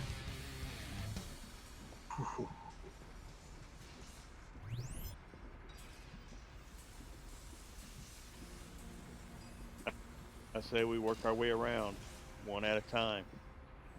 Oh wait, Excellent. I just realized that's the Lich Golem, isn't it? Yeah. Yes. So that means that it's Quartzoil. Yeah, I can't see the owlbear. Oh, So, yeah. what's the kind of a setup? Is a lich golem the one that's just sitting there that's being worked on? Yeah, so the lich golem is the one in the center being worked on by 3. I'm gonna increase these guys' size just a little bit. These are The actually 3 guys that you said were approaching us with the wrenches, the ones that stopped working on it. That's what he was. Yes. So those are the ones who are actively working him, and you see the other armors lied around, and they are waiting. Give me 1 second. My fiance is calling. I think something is going on. There's a bug. I will be right back. Yeah, if she ain't happy, you ain't happy. 1 second. Oh boy, there is a Divine smite that bug. Keg is going to very slowly and dramatically take off the giant barrel on his back and his straw hat, and he's going to lift his eye patch up, cracking his What are you, knuckles. Luffy? No, he's a he's a sailor. Hey, He gets how y'all work wanna by do this? making work on ships. So he wears the eye patch in case he's got to go under the ship. He lifts the eye up, and his eye's already dilated to the darkness. It's an old pirate trick. How we want to do this? Start on the 3 of the bigger ones, 40, or start on the smaller ones. Work our way from 1 down to 12. Let's not fuck What's- with the ones that what- aren't active. Was I to understand right that only 3 of them so far were approaching us that we know that are active? The others are just there, is what he was saying, others- or did I catch that wrong? He said they appear inactive, like standing at attention. So Okay, let's so we got definitely- 3 No, on you're us. right. They're coming at us. Let's hit them first, hard. The wrench golems? Also, so Well, we should go for they're the running wrench away golems, from I us feel right like. now. We do, yeah, but one at a time. We do 1, and then we'll all target 2, and then we'll all target 3. Anybody got Because right now they're all running away from us. All right. No, but I've got one serious burst I'm about to pop on something. I can save it till the end, or I can hit one in the beginning and probably annihilate. They might finish the Lich But what Golem. Or it might get like We partially. can't, we can let them finish the Lich Golem. Você não No, quer? what I'm saying is I already cast Turn Undead, so they're trying to run away from us. But if Yeah, we that's damage what any Turn of- Undead does, yo. It makes them run away, and Okay. then if you hit them or they take any damage, then they quit running away. But So let's they're pick one trying to get of away them. from Why are him. you there? We got 1, 2, and 3. We'll sit there, all take out 1, then we'll take out 2, then we'll take out 3. But Hopefully I they think stay we running need away while we focus on one at a time. If not, we'll adjust strategy, try to crowd control one and beat the shit out of the other. Okay, so as you cast your Turn Undead in front of you, and all within 30 feet can see you, you scream out a prayer to Tempest that vile undead turn their backs and run to the hell from which they came. As you do that, you see them all like kind of stop, begin to turn around, and you watch the eyes of the large golem, of the Lich Golem, glow, and turn yourselves around and fight. And you watch the turn reverse itself, and they begin their march back towards you. Plan. Cool. So before combat begins, I want to cast a spell. I want to go into my bag and pull out a scroll of protection, which is something that the magic shop owner gave me, and cast it on myself. Gives me protection against golems. All right. So you watch Airhorn grab this scroll out and cast it. As it does, it's actually a circle. So you center it wherever you want, and you throw it down into the center of the area directly in front of you. And you watch just a wave, almost like an EMP, form over, and for the next minute, you have no. Sorry, for the next minute, no golems are able to function, or constructs in general are able to function for the next minute. It pretty much deactivates them. Sweet. I say we get the big guy. So with that, you can see like the golem kind of phasing in and out between Quartzoil and this dark lich golem voice. my army, my army. As they all slowly, and the runes that have placed, which let me see if I can find some runes actually. This is kind of cool. The runes, which have placed themselves in the center of the room, slowly begin to tick, and the glow fades slowly around the circle. And you can see it's a minute timer. And with that, we'll begin your guys' turns as the golems wait to be able to activate and move again. The Lich Golem still does get his actions, though. He is not stopped. So we are going to try and attack the Lich Golem as much as we can before these guys wake up. Gotrek, it is your go. Is that the plan? Um, I feel like we should hit him while we got the opportunity. Yeah, agreed. Hitting. I'm going to roll for initiative real quick. he's taking our old initiative. He's keeping an initiative from the last battle, he said. Okay. It doesn't matter. I got a bunch. I'm gonna cast enlarge reduce on myself. Okay. And that's gonna be mostly my turn. Yeah, we got that. We're gonna need that sort of thing. All right. Gotrek grows himself larger. Giant badger, even more giant. Yeah, I was gonna say that. Does the giant badger have a separate initiative, or? He acts on your turn. Okay, cool. All right, Gron, it is your go. All right. I am going to cast my spiritual weapon and place him on the other side where we have him flanked. Okay. I will place him down. Spiritual weapon. Roll the 18, 22, plus 4, 22 to hit. All right, so your spiritual. So he is kind of up on a thing. You actually physically.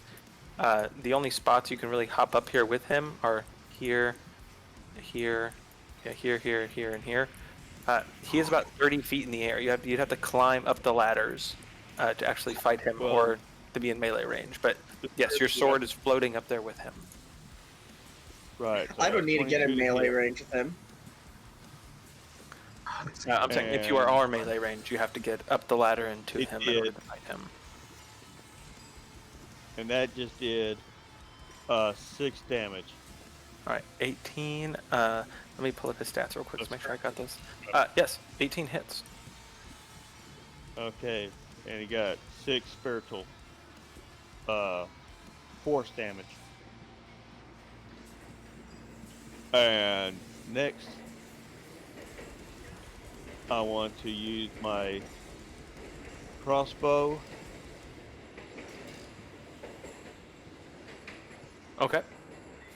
And I'm using my divine 16 to hit, and I'm going to use my divine guided strike, which adds another 10 to it, giving it 26 to hit. That hits. Okay. And that was 5, 6, 7. 5 damage. Piercing. Okay. Okay.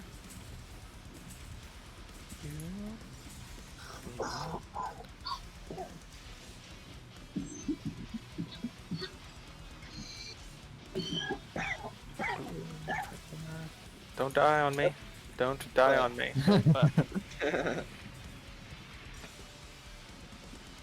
I'm going under. Okay. Sweet. Got everyone's actually specifically in here now. Damage. You absolutely fucking thwacked the crap out of him. And with that, we move on to actually the Lich Golem. So all of the rest of the constructs are waiting and holding off. And I think my... One sec, sorry. My headphones are going all haywire real quick. There we go. Okay. So the Lich Golem is going to rear back, and you can see energy kind of flowing from inside of its hand as it seems to be casting some strange ability. And you see it launch its hand forward, and lightning bolt is going to strike. We'll roll and see randomly. It is going to strike. There you go. It is going to strike you, Airhorn. I need a dexterity saving throw to jump out of the way. Dexterous, you got this. 15. 15. 15 does not. Damn it. But you do take... Wait, hold on. Can I... I think I have some sort of... I'm a monk. Must have some sort of, like, ridiculous... Do you have the thing that lets you take half damage even if you fail the save? And Evasion. then you take no damage if you I succeed? believe that's level 6. That is a monk ability, I just don't know the level. You Yeah, should have evasion. that. All I this... think we got this one. No, all the stuff that I have says I have to use it on as a bonus action on my turn. Like, patient defense, and what was the other one? It's part of a monk's. It's a part of a monk's saving throw. I thought on his dex, like something with his something that you have a save against. Fireballs, evasion, it's lightning level bolts. 7. I have That's the deflect. level. That's I have the level deflect 7. missiles. I have deflect Yeah. missiles, but this is not a missile. No, you don't have the ability yet. It's level 7. He just said. All right, cool. You direct lightning like a firebender. Okay. So yeah, it lightning bolts you. You take 11 points of damage. Cool. And you watch it also, like, close its hand, and you can see the dome around the outside that is protecting you from the elements slowly begins to deteriorate. And you can feel a burst of wind and snow whip around you as it vanishes and exposes you to the elements of the outside of the tower's roof.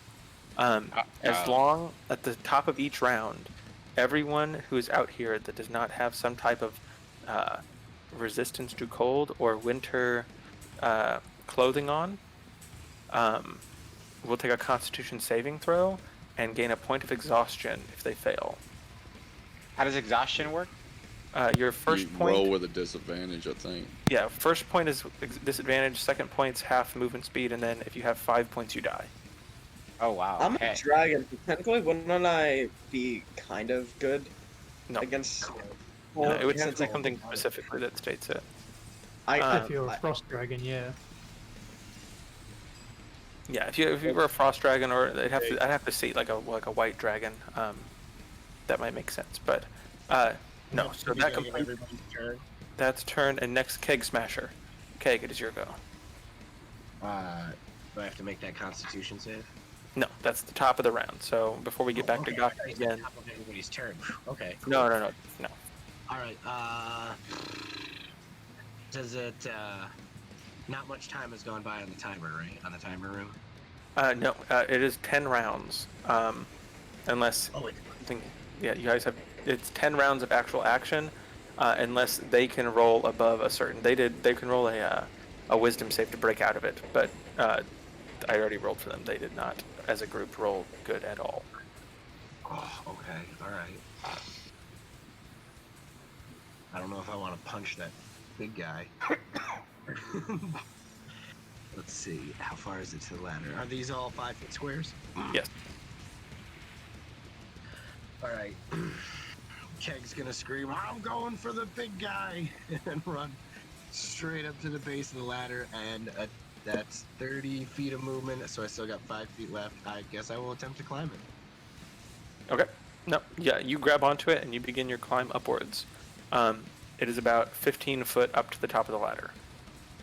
Okay, cool. So it'll take till next turn to get there. Yes. All right, cool. Technically, can't you? So that was your move. You could dash as a bonus action. Oh, that's true, and I guess and then you can still use as a key point. And you can still, you can dash as a bonus action and still land an attack on him. You can spend 1 key point to take a dash or disengage as a bonus action, and then your jump distance is double. But because then I would still have 1 action, and I just wouldn't have full my action. Can I normally dash as a bonus action, or would I have to? No, that's any words. No, it's a monk ability. Yeah. I definitely want to save the key point. I think I'm just gonna keep on climbing regularly. Okay. With that, we go off and into Airhorn. It is your go. Cool. So I'm gonna take my bonus action first and direct my badger to attack the big old guy. Okay. Look at the badger, giant badger stuff. So again, he would have to climb up the ladder. Oh, the dais, this little dais here? Yeah, he'd have to climb up to the top. It's 15 feet up to the top, so he would get 5, 10, 15, 20, 20. Yeah, he'd have to climb up on either side of the ladder to get up there and strike him. If you want to hold your action, okay, I'm about to fly up there and your badger weighs nothing. I can fly with 150 pounds. I'll drop him at the top. Okay, so do you want me to just put him on your path? Yeah, I mean it's nothing for me to grab him and fly. I mean if he doesn't resist it, it ain't gonna require anything extra. All right. Well, in that case, I'm going to then use. So I'll let you do that, and then I'll just take my turn, Airhorn's turn, and I know there's a bunch of shit that I can do that I haven't done because I'm not too familiar with this guy. So I will.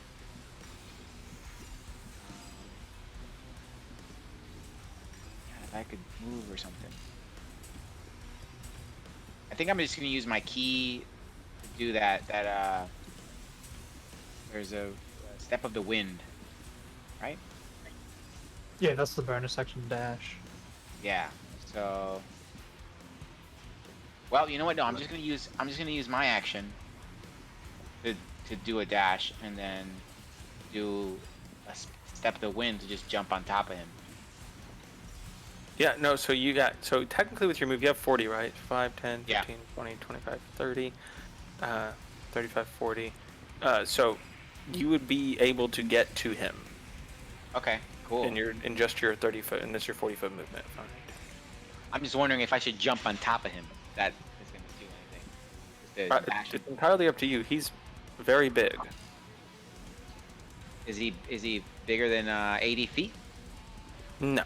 He is probably about 30 foot. Big enough. So I use my regular movement to move up to him, and then. Oh wait, no. Well, I didn't move. We decided I wasn't gonna move the badger, so I still have my bonus action. Screw it. I'm just gonna do that. I'm just gonna spend the key point. To jump on top of him. All right, no. So you double your movement, which grants you an extra 40 feet of movement, and you climb and latch on to. You're kind of hanging off of his shoulder. And then now I'm gonna smack him with the quarterstaff. From the back of the head. And I believe we have advantage, right? I will say that because you have the other guy on the other side of him. So yeah, and the sword is also on the left, right? Yeah, got the special weapon. Yeah, the And special don't forget weapon. the I'm gonna actually move you right there on his shoulder. Since he's a construct, you get an extra d6 damage if you hit him. Yep. Oh, cool. All of your attacks are granted an extra d6 while you have the Blessing of Tempest. All right, so here we go. 18. I hit That hits. Right. All right, 18. So rolling. So 6 plus the d6 you said, right? Yes. Oh. So 12. 12 points of damage. Total, and then I'm following that up, of course, with my patented flurry of blows. Okay. That is 22. Okay. And then rolling that is 5. Do I roll a d6 again? Yes. All right. So that is 7. I forgot to roll my d6. 7 total damage. 7 total damage. Then so that's your one hit flurry of blows. And it's flurry of blows 2 attacks, right? Yes, it is. Yes. So it was 7. It was 7 for the first flurry of blows. I don't know what the or then there was whatever the other I said for the other one. Oh, okay, that's what that is. Okay. Yeah. And so here's the second flurry of blows. 7. Woof. Nat 20 for the second flurry of blows. Crit him. 25. And that is 6. And I also rolled a 6 again. So an additional 12. Okay, so 12, 24, 31 damage. So you just beat the life out of him. You hop up and latch yourself onto his kind of like half cape that he's wearing, and just like beat into his eyes and mouth and face and beard area, and his eyeball falls out, his nose comes off like the Sphinx, and you have given him just a horrible trim job all over his beard, absolutely destroying parts of it. And as you do, and are beating onto him, as you get into kind of like his neck area and like peel your quarterstaff in there and yank back, you can see, just for a glimpse, just the tiniest withered heart, about 10 foot into his core, just latched up to all these different wires and tubes and pieces. You saw the heart inside of the construct. But of course, there's no way to get in there, right? It's just like that was just something I saw as a play, kind of like you said, for a moment. So you're beating on him, and as you beat on him, you're destroying parts of his armor. Okay, cool. I'm just thinking like, like stick my quarterstaff in there and just hit the heart directly in my next turn. But yeah, so you're kind of wedging it open right now. You're literally prying open the armor with your quarterstaff. Awesome. When you saw it. And of course, before my turn's over, I will make sure that I use Agile Parry to bump me up to 18 armor class. I think that's my turn. Okay.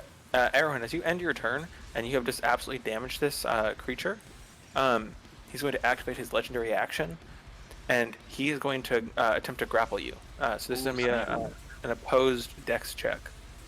Dex check? Okay. Well, it's dex, it's just versus X, it's just an attack versus AC, actually. Yes, it is. Actually, to grapple you. No, it is an opposed. So it's an opposed, either athletics or acrobatics. It's up to you.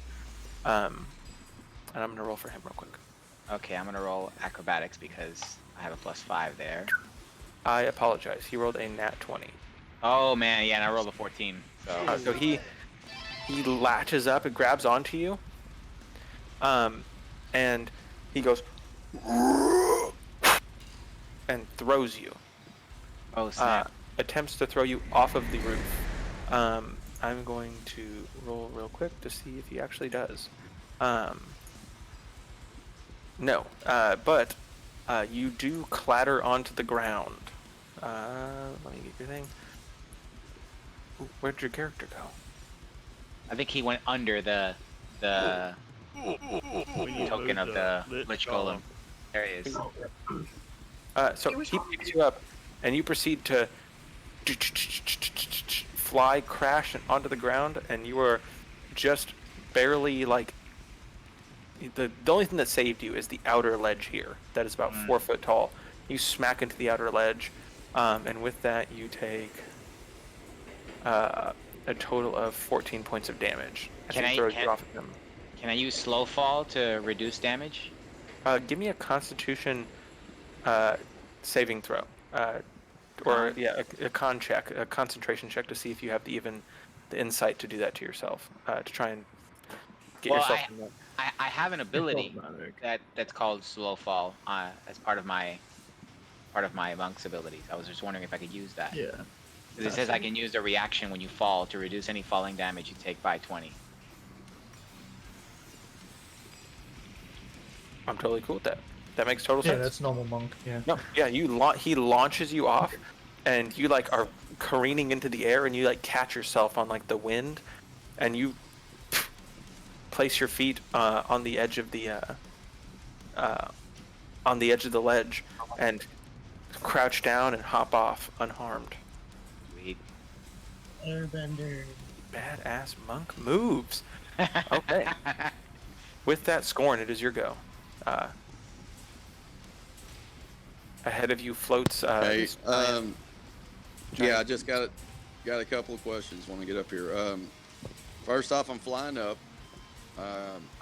Can I see the gap still open, or did the gap close? The gap is closed, but his armor is still all beaten up. Okay. I'm gonna drop our honey badger on the top of the thing here.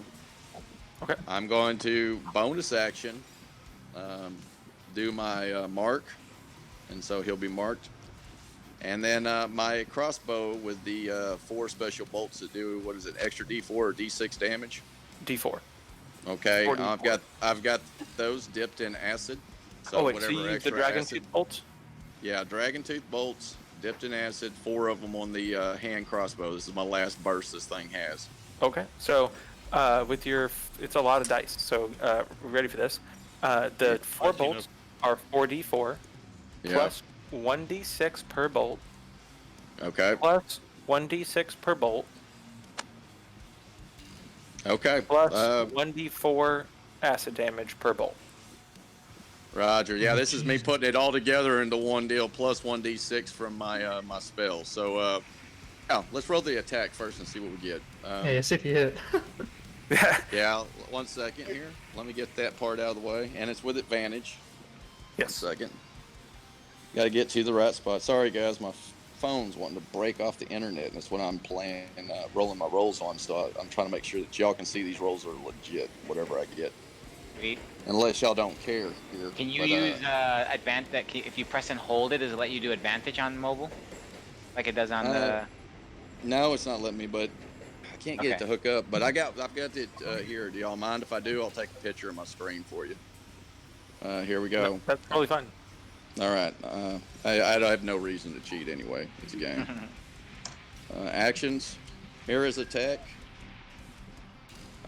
First roll was horrible. Let's see what the second one gets. All right. 17 and a 7.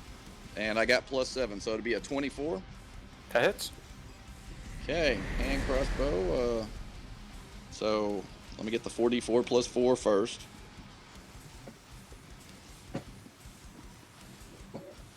And that's going to be 15 to start. Can you write these numbers down for me? 15. And then D6 4 times for the other. Okay. And one for the hunter's mark. Okay, so that takes it to 30. And then 4d6 for the acid. Okay. And that takes it to, let's see the last dice, 14, 44 damage. 44 damage total? 44 total, that's everything. That's my big bang, sir. That's everything I got. All right. So you see Storm. Tempest. That's with the Tempest. 1d6 extra damage per Tempest. Okay. Wait, did you add your 1d6? Was that added there? No. 1 second. So that's another 4d6. Another 46. Okay. Yeah,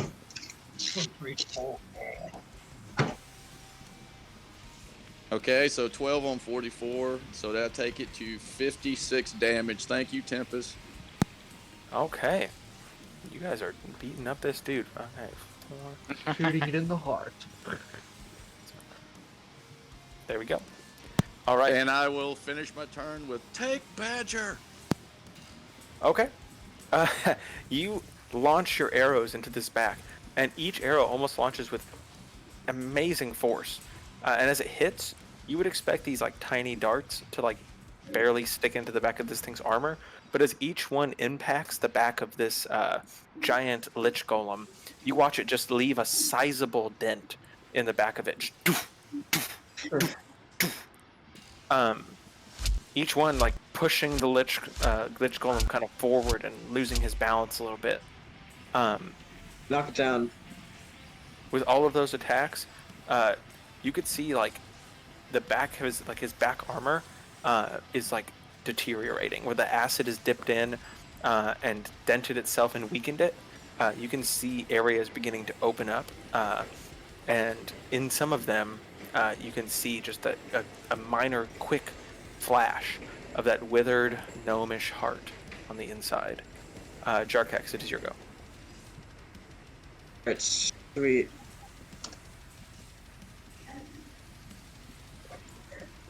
So, I would like to move up to here, if that's okay. Mm-hmm. Okay. And I want to charge my dagger, like, spin it, get it to, like, max speed. Okay.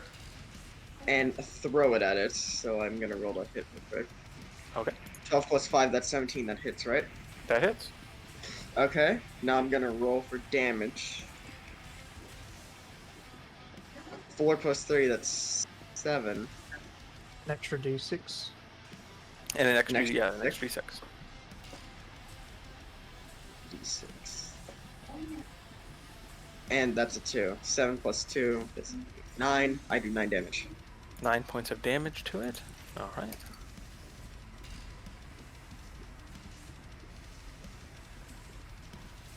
Okay. Yeah, and you spin up your dagger, throw it right into its other eyeball, and you watch It's it, like the blind light now. in it, dim and fall. Next, we move back to Gotrek. With that, everyone please make a Constitution saving throw as the wind bites at your skin. Constitution saving throw, please give me a good thing. Oh no. 16. I got 8. 8. So Jarkax, Gotrek, you both 19. Okay, so Airhorn, you're fine. Jarkax, you take a level of exhaustion, which grants you disadvantage on all checks, on all attacks and saving throws. Can I use another inspiration on that one? Yes, you can. Yeah. Oh my god. Gron, Oh, 19. 7, not an. Okay. I thought it was a 1. You're fine, rolled- Gron. Gron, you're good. I rolled with inspiration. I got a crit with a +1, so 21. All right. Yeah, no, you're fine. Jarkax, you're the only one who has exhaustion right now. I got a 10. Gotrek, you're fine. It's all you okay, need was a 10. thank You're good. So with an 8, yeah, you have exhaustion, which grants you which grants you disadvantage on attacks and the saving throws. Alright. Is a 10 a pass or a fail? You pass. A 10 is a pass. I was so close. I was worried about that. No, you are fine. A 10 passes. The wind bites at your skin. All you seem to hold fast, but Jarkax, it chills you to the scales. It's just ability checks for level 1. Is it just ability check level 1? Okay, sweet. Yeah. That's ability. Yeah, attacks and saving throws is level 3. With all that liquor in my veins, nothing can freeze me. Oh, I actually do have it open right here. I should have known that. Smarter. Yep, okay, yep. Disadvantage on ability checks. Cool. Then speed is halved, and then disadvantage on attacks and saving throws. Then max HP. Hit points halved. And then speed, and then Death death. is 6, not 5. Alright. Sweet. Alright, everyone. So at the start of the round, Gotrek, it is your go. Alright. Now Jarkax is there. I'm gonna walk up to number 1. Is he in melee range? One? Melee range for you. Let me double check. He got the big guy. If you're large, no, he would not be in melee range. You'd have to get up on top of the platform. And I know it's just tiny corners right now, but your character would be able to fit. Yeah. I just didn't. I meant is Jarkax in melee range of the one? No, Jarkak is not of it. Oh, of number 1? Yes. The purple golem, he is. Okay. So I'd like to hit number 1 with both my attacks. All right. And strike. this one will be green flame blade. Okay. You activate flaming green flame blade, putting both your axes in a whipping, dark, pestilent, almost flaming blade. Does a 14 hit? On these, yes, it is helpless. Sweet. So Actually, helpless is an automatic crit as well. So. Oh, okay. Because he is nothing. He's not doing nothing. So that's.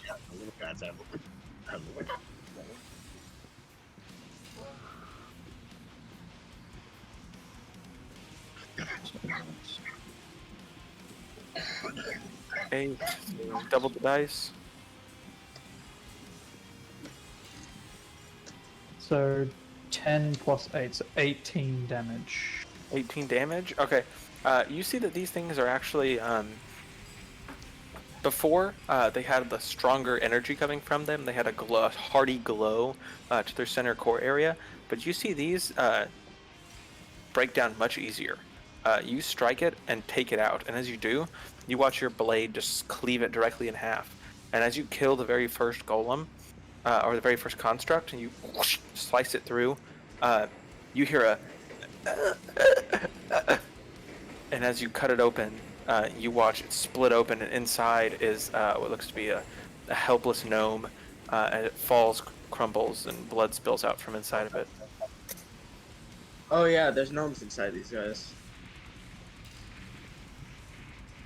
Okay, and the number 2 will take 1 fire damage, being next to it. Alright. Fire jumps to number 2. Alright, the fire from your blade leeches and licks off onto number 2. 1 damage. Is number 1 still up? No, number 1 is whoosh, down. No, that's an effect of the blade, not a physical attack. Yeah. And then my second attack will go to number 2. Alright. Strike him. So that's an automatic critical? Yes. Sweet. So I'll do 1d8 plus 2d6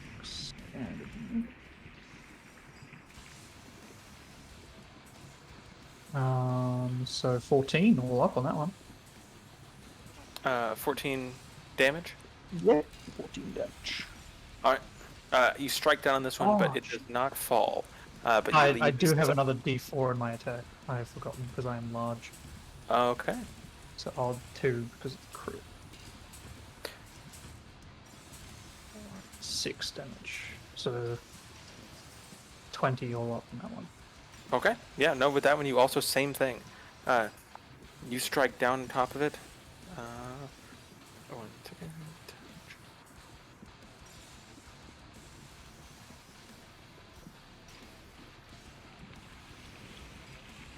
So with both my axes, right Yeah, one on the right yes. golem, Strike and down the left golem one with one. and smash them into each other with my axes. Strike down each one, and as you do, you hear the same withered cry as another pool of blood forms and another lifeless, helpless golem falls off. I end my turn. Another one bites the dust. Alrighty. So after that happens, you see the lich golem. He goes, "Time to fight me, big boy," and he's going to use his legendary action to reach down and slam attack you. So he is going to spring his one giant fist on top of you. So let me roll damage for him real quick. That will be a 19 plus 8. So 27. I believe that That's hits. gonna hit my armor class. And then that'll be 3d10 damage. He hits you for 18 damage. Ouch. As he slams down his hard fist onto you. He stops my tattoo from glowing. Alright, so your mage armor... Wait, that's not your mage armor, right? That fades. Oh, it's my arcane ward, technically, but yeah. Okay, your arcane ward fades, and your arm is slightly bruised, and Gotrek the giant dwarf bleeds.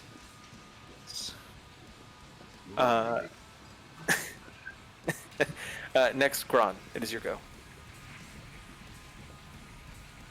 Alright. My spiritual weapon is attacking 7 plus my Channel Divinity Guided Strike, which adds another 10 to it, so that is 17 to hit. Okay. That hits. Okay. With 8 force damage plus my 1d6, right? Okay, plus 1d6. Yes, plus 1d6, and this is your spiritual weapon, correct?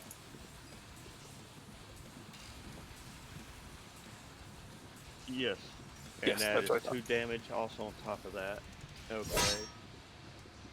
And I'm also going to use my crossbow, my heavy crossbow.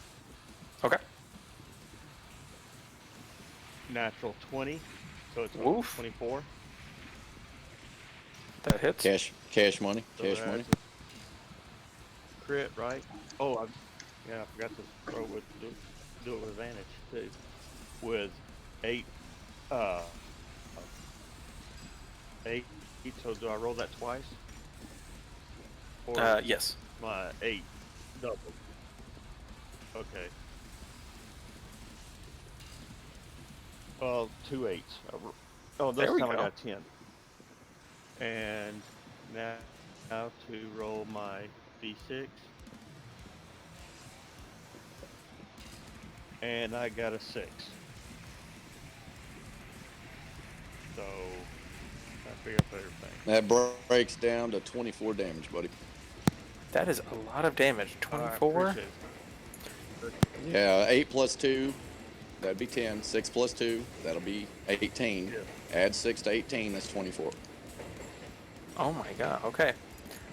With that, your spiritual weapon reaches into the back where those acidic holes created by Scorn have opened up the back of the armor, and the sword goes in, and you see it cut down and actually flay open the back of the armor, and you can see the heart is now fully exposed in the back, and in the the heart is fully exposed in the back, and with your arrows into the front, you delatch the 2 portions near at the top of its head, and its head is now kind of half dangling off the top, and the back is open with the heart exposed.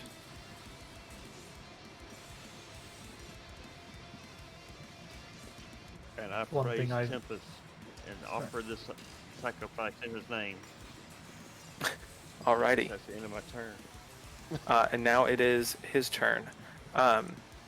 With the end of that, you see him charge up a bunch of magical energy into his I got hands. one more question. Yes. I had one question real quick. Okay.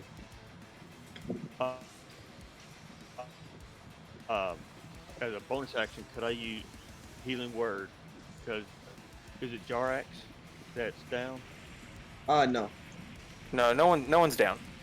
Okay, I thought I'm still at full somebody HP, was actually. there. Okay. Hit quite pretty bad, but Alright then.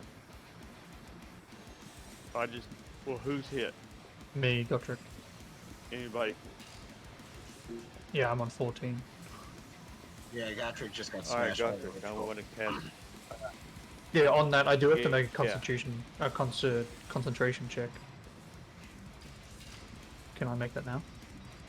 Yes. Maintain your Actually, I'm going to move up to Gothric and cast Cure Wounds. I'm going to reach over to Gothric, touch him, and make a prayer to Tempest. And you have been healed for 13 healing points. For a healing word. No, cure wounds. Oh, 2d8. Oh, and then I got my modifier. You're touching me. That's right. Yeah, that's why I came up to you and touched. I thought you were casting yeah, like a bonus action. Iron orc. Damn, almost back to full. That one. Okay,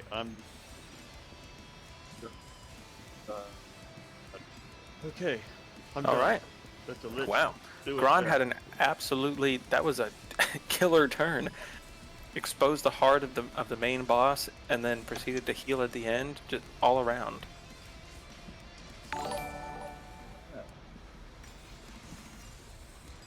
All right. And after that, we have the Lich Golem. You see him begin to like channel dark energy into his hands, or into his hand, and point down at the magic circle. And you will not stop my plans!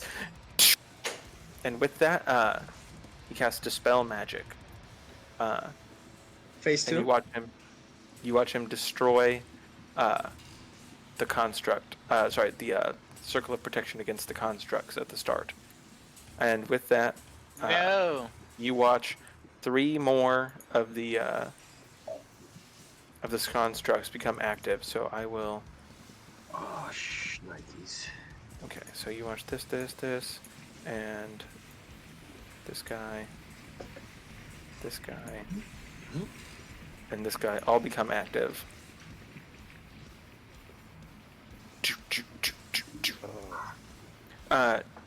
After that, you also watch.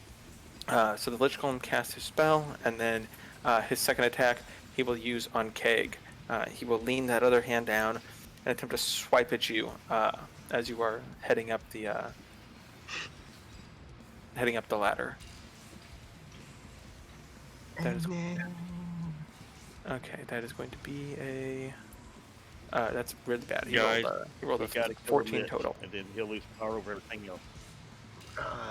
14. Yeah, my AC is 12. That hits. Oh, okay. 14. And then damage with 1 swipe. 2.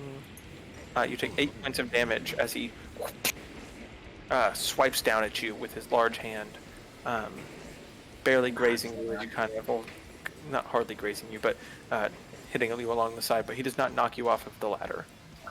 Okay, cool. I'll take that. And then after that, the constructs go.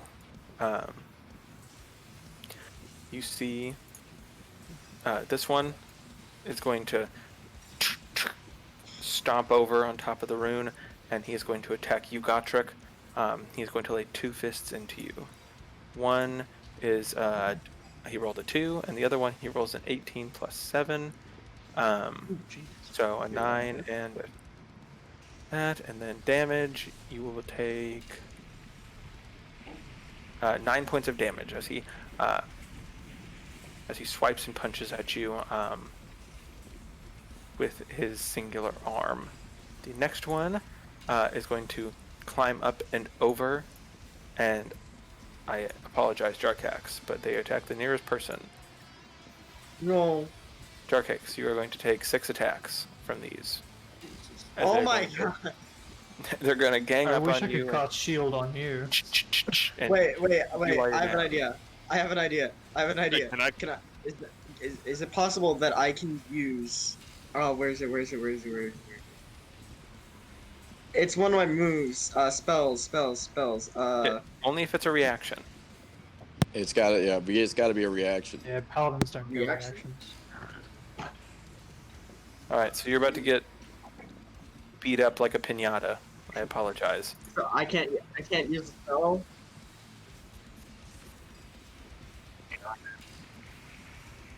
Can I roll for? Can I roll for dodge or something? No, it's just your AC. You got AC. All right, so a 14, 19, a 26, a natural 20, a 2, and a 15.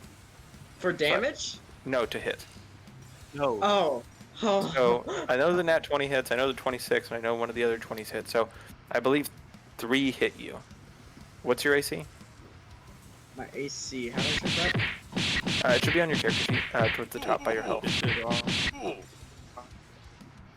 18. I have 18 armor class. This is armor Okay. class. So I believe, 3 of the attacks hit you. It was a 19, 26, and then another, and then nat 20. So then 3 miss. So I'm gonna roll the nat 20 first. So that is gonna be, that is 12 points of damage, and then 6 points of damage, and then 7 points of damage. I'm at 11 HP. Yeah, so you watch them. One of them like swings down and punches him, and when one punches Jarkax, it like knocks him over enough to where one misses, but then the second fist hits, and then when that second fist hits, it makes another one of the golems miss, but then he hits with the other fist. So you see like Jarkax is getting like absolutely like street stomped over in the corner. They're beating up on him like a 6th grader beats up on a 5th grader. Oh, wish I had battle formation. And with that, How am I alive? we go to Keg. It is your go. You got scales, bro. Alright, well, I guess the first thing I'm gonna do is I'm gonna finish climbing up this ladder, because now I'm beating this thing. Beat him up. You can see along his back the fully exposed heart. I will need checks if you wish to go and get it. I want to go diving in for that heart. I'm gonna bite it if I can. All right, give me an acrobatics check as you go to climb. Acrobatics. All right, good. I got a. Ooh, we got a 14 plus 4. That's 18. Okay, yeah. No, you jump up, climb the ladder, you latch onto its arm, begin climbing up its back. You see it like swatting with its one arm, but not able to hit you. And you jump around the corner and you reach in, and in front of you is an old, ashen, withered heart. Cross legs for the win. Alright. I'm about to go freaking Ip Man on this thing. We're gonna go for the no, I don't wanna. Is it possible to grab and squeeze it, or should I attack it? So you actually can, it's in front of you. You could, like, it's about 5 feet in front of you, just kind of connected to all these wires. There looks to be a lot of energy flowing in and around and through it. Anything sharp. I do not have anything sharp. I got a torch. Mom's dungeon. You don't have a dagger? I do not. I got darts. And I got a torch. I could light it on fire. I feel like severing the cords might be a thing to do. But Keg doesn't figure that because Keg just drinks and punches. So Keg is going to punch this. Okay. So give me an attack roll. Kind of. That is a 6 plus 4. That is a 10 to hit. It's a rather helpless, exposed heart. So you lean down and go to punch this, and as you do, and your skin makes contact with it, you, like, as you're like moving your hand towards it, the hair on your arms begins to stand up, and you can feel just the sheer amount of energy that is just flowing off of this thing. And as you swing down onto it, and that energy contacts with you, you can tell that you're not sure if it's a force field or something, or this like sheer power. But you punch it, and it jolts through your entire body. You guys watch Keg just hair shoot into a mohawk as he is just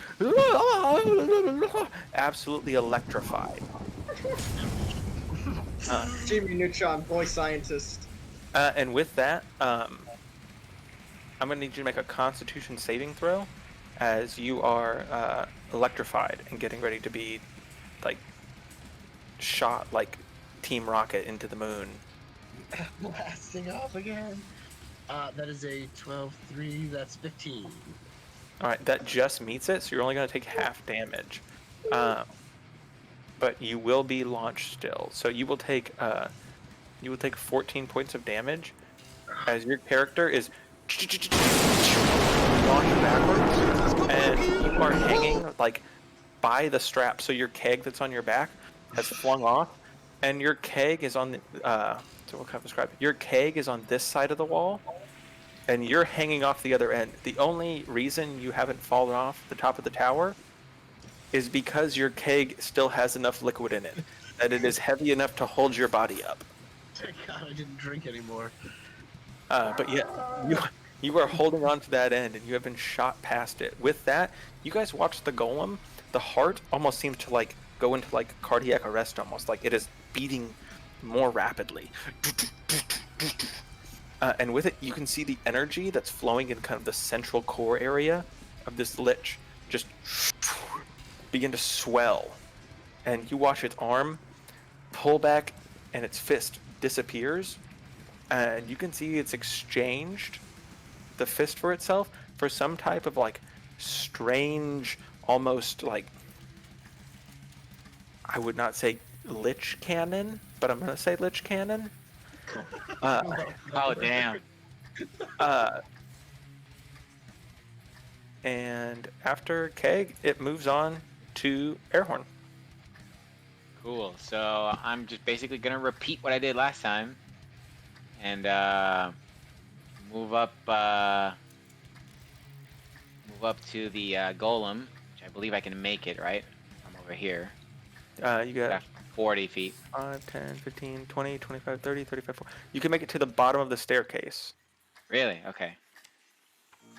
Or the bottom of the ladder. All right. So.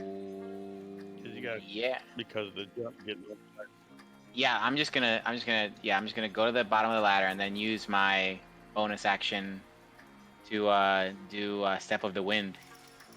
Spend a key point. Yep, Leap up to the top. Yep, and then I'll just go back to where I'll go back to the area where I can see the heart open. Okay. And then I'm just gonna attack it with my quarterstaff. All right. You swing down. Roll me an attack. And it's still with advantage, right? Because flanking. Yes. So that is a 17. It's easy exposed heart. You swing down on it, and as you do, it was the exact same thing that just happened. You, as soon as your staff hits it, you watch electricity just arc off the top of it and into you. I need a what did I make him roll? A Constitution saving throw, I believe. Yes. A con throw. Yeah, give me a Constitution saving throw. 17. If only we learned that touching circuit breakers are bad. I know, but wait, it's a wooden quarterstaff, so I imagine that, and I thought it would take damage somehow, but I guess not. Yeah, no, as you touch it, it's still flowing with energy. You can see this thing is weakened and stuff. So what is your passive wisdom? Passive wisdom would that be the insight check? Yeah, or? like passive perception. What's your passive perception? Oh, okay. So if I go to senses, passive perception says at 13. Okay, so with a 13, you would guess that the only way to delatch this heart is when this thing is like gone. Like you've beaten the actual outer point to like the outer part to 0. Okay, cool. It needs to be depowered down before you can touch this heart, from what you can tell. Because and it looks beaten up. It looks exceedingly beaten up. I will say it is beyond bloodied at this point. But attacking its heart just seems to be damaging you guys more than damaging it. Okay.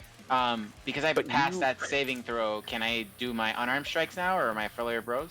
No, so you will take half damage, and you are still launched backwards. Whee! Well, so I'll I'll use slow fall as my reaction again. Okay, so you'll take 12 points of damage, and are launched off of it.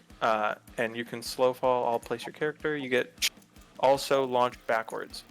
You slow fall kind of half balanced onto the concrete ledge. I relay this information to the team, basically shout it saying, out. yeah, just like don't attack the heart as I get launched back. I'm flying in the air looking at the second monk hit the heart. I learned that with the first one.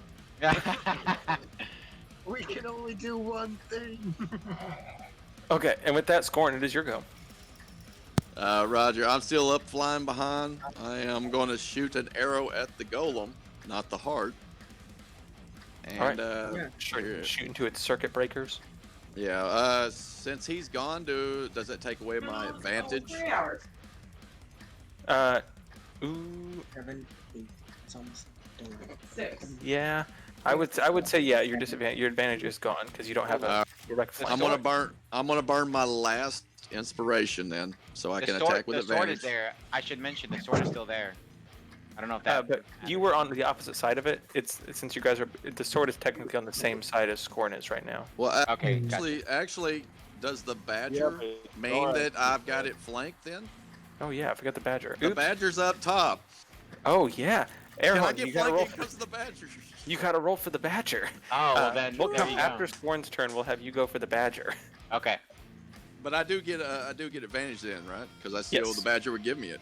Okay, Yep. I'll save my inspiration then. 22 to hit. That hits. Don't forget your extra d6. Yeah, 2d6. I got the other d6 from my mark. All right, so 19 damage. All right, 19 points of damage. Let's see what this thing is at. Okay, Scorn. In your how do you want to take it down? Your blessing of I wish to send the arrow through the back of the head, comes out the front, right in the middle, and land on it, and do what birds do on top of cars. All right. Yeah.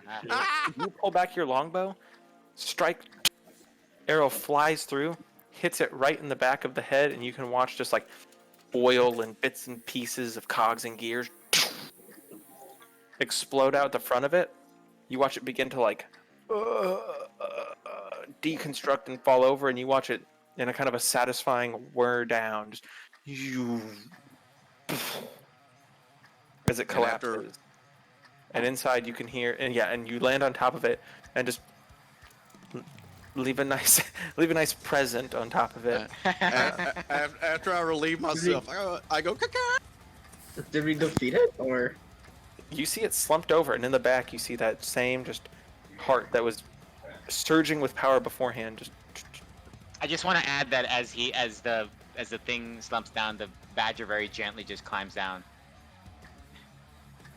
Okay, yeah.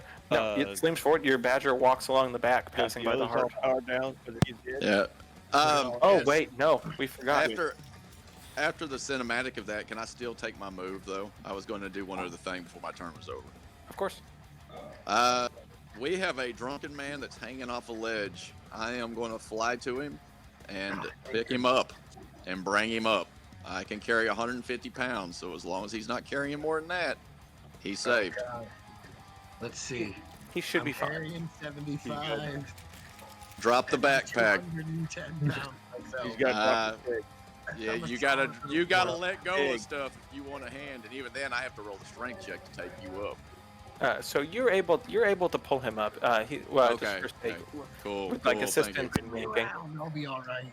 You guys managed to get him up, and as everything kind of like settles down, and the badger kind of goes back to badgery things, you watch it like walk back towards your air horn, and like as your spell states, when not given an action, the badger acts as a badger, and you watch it just walk over, and as it passes by the heart, it kind of leans over and just.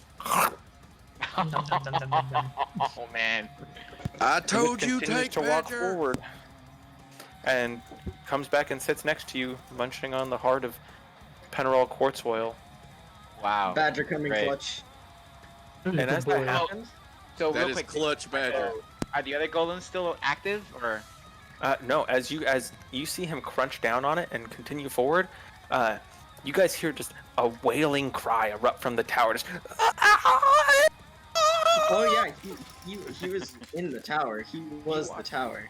You watch the entire structure just shift and quake as if it's experiencing the throes of death. Just loose items across the whole of everything begin to shake. You can hear glass breaking on the inside. We should probably get down. All the suits of armor just begin to and clatter into clouds of dust, releasing just confused gnomes who, from what you found out, have not seen the light of day in over 90 years. But they look like they haven't aged a day. After this cascade of events, like one final scream erupts from the inside of the walls, and in kind of an unsettling quiet, a silence falls. All the magical lights that were lighting up the tower extinguish. The tower falls dark. Quartzoil Tower is free from Penarol's influence. Woo woo! And you guys have officially beaten Penarol Quartzoil. Awesome. That's right. That's right. I got a question real quick. Forgive me for not being Two more things, excited. I'm trying to actually. come up with the joke. I want to get collect all everybody scrap. Within... Scrap metal. One sec. What'd you say? What'd you say, Trax? Yeah, I'm saying I want to collect one suit of plate armor, and see if I can make it fit for a half orc. And I'm then a if I get smith. everybody within 30 feet of me, I can make I one get for you. Oh yeah, you guys begin constructing and pulling together the bits and pieces of like animated armor and stuff like that. That's now just bits of plate. All the gnomes are like kind of like freaking out and ready to leave. They're like, "What's been going on? Where have I been?" Hey, Weeb, I have a question. Yeah. Are these armors better than the ones we have currently? It's plate, so it's half plate. So if you can wear half plate, it's standard half plate. It's not magical. It's not it's plus half one. plate, not full plate. Yeah, no, it's half plate. But- so you Yeah, can it's piece half plate together. now. You could construct full plate out of it, but for now, it's half plate. I want to collect as much Okay, as I also, want to wanna get collect like. everybody within 30 feet. But yeah, I need everybody within 30 feet of me so I can cast prayer. yeah. So you guys get prayer of healing together, and these gnomes just begin to like run. They're done. They know their way out of this, and they're like, I have to find my family. I have to go. Thank you so much. So many of them are shaking your hands and thank you. And as this is happening, you watch Aaliyah, root bottle, kind of half asleep, half awake, kind of come upstairs into the roof with some cold weather clothes on, and you see her just embraced by all the different gnomes around. It's like, Aaliyah, you're here. What's happened? What's going on? And you watch them just kind of disperse, collecting their stuff from the living quarters, and you guys begin your trek back down Quartzoil Tower. Just slowly making your way And in and y'all through. all receive 15 healing points. Also, if it's okay, can I have like taken some armors to piece together? Yeah, no, you guys can have whatever you want. So you guys can grab all the stuff. Yeah. And as you guys kind of all get everything together and get the armor and start making your way down, the gnomes are all collecting their stuff from the living quarters, and you guys pass by the laboratory, pass by the living quarters. You make your way down into the. See if it loads real quick. You guys make your way down and into the actual like main manufacturing workshop, where you guys see the entrance to the Penarol Quartzoil's elevator. You finished up. You cleared the loot. You can finally rest. You've completed the adventure. Now to go collect the gold and see if everyone in town is okay. I would like to nominate myself for most clumsy adventurer. So as you guys make it down into the elevator, click your button to have it function. All kind of breathing and patting each other on the back. About halfway down, you hear the elevator. I was about to say on the way, I was going to tell the group we probably want to still be on the lookout for that group that wanted to make the blood pact with us. Yeah. So guys, stay aware. As you were discussing this, you hear like a and the elevator begins free falling, Whoa! Oh shit! crashing into the ground, and in a cloud of dust, you guys see stepping forward through, holding kind of a strange, half obsidian, black, glowing skull, the face of Garen Ashcope. I believe you have something that belongs to me. Oh, that asshole. And we'll begin that next session. Come on, guys. Whoa, that's Roger. cool. That's a good end. Well, I guess Quartzoil took us for granite. Oh, granite. There's just an awkward silence there. It took me a second. It took me a second. Took me for granted. That was a good one. All right. So you guys defeated Penarol Quartzoil. Now you must deal with the interested party who was left, who you abandoned. Kill him. Is this the guy that we wanted to hire us with the blood pact? Yeah. Yeah, this is the people that we were worried about coming after us. Also, he seems extremely like, I don't know, but he seems kind of crazy. So I think he's an enemy. So the he's definitely sinister. I mean, I'm so happy. Sinister 6. So with that, I'm gonna give you guys experience real quick. We'll do nominations really quick. I do have to be done by 11 though, so I got about 8 minutes. So we're gonna kind of speed through this. Sorry, guys. But actually, we'll do nominations. I'll message you guys for nominations. So if you guys want to DM me after, we'll do that for nominations just to make it a little bit easier for you guys. Because I also have I have a fiance to take care of as well. Sure. What was it? So for experience, you guys gain 1,500 experience apiece. 1,500? 1,500. 1,500 experience apiece for defeating Penarol Quartzoil and finishing up the tower. Nice. Close to dinging. How far are you guys from actually like dinging? 450 for the. Everybody's been here every session. 450. Yeah. Yeah. So we'll just call it. We'll just call that. We'll call that. You guys will be level 5. So just level up to 5. Level up to 5 for next session. And then we'll see where you guys go from there. My nomination, real quick. The 2 monks that just went flying. That was funny. Yeah, that's funny. Okay. Before we end, do a couple quick plugs. Muddy is running a new Underdark game on Saturdays, and they'll be streaming that. And Ender will be running a Dragons of Icespire Peak game as well on Mondays. And lucky for you guys, if you wish to assist and join, I have officially freed up my days. 17. What was that? It starts on the 17th, May 15th. On the 17th? May.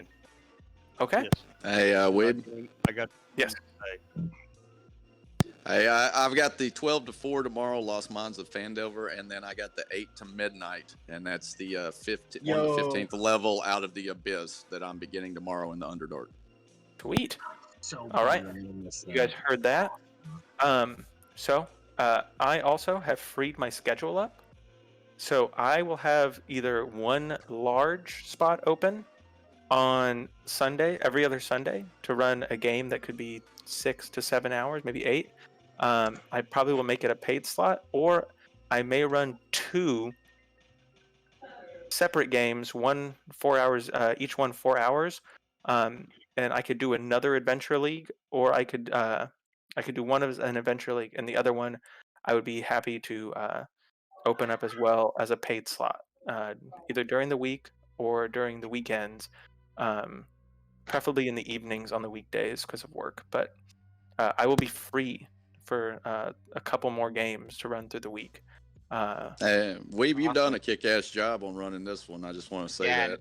Yeah, this has been mad. I would like Thank you, guys. sessions. This is a great game. Yeah, I know, without a doubt. That was great. So there will be stuff coming up in the stream announcements and the general announcements. I'll probably post a poll for you guys, for people to vote on. Yeah, that'd be great. On what games you want or who's interested in what, whether they want me to run this game or that game. I'm open for paid if you guys want. And I'm also open for tips. DM me if you want to send me a tip. It's not at all required. I absolutely just love DMing for you guys. You guys are amazing to play with. I thought everything was absolutely crazy. The boss fight was absolutely awesome. But we aren't done yet. Sweet. Let's see if you guys can survive the cold hands of Garen Ashcope.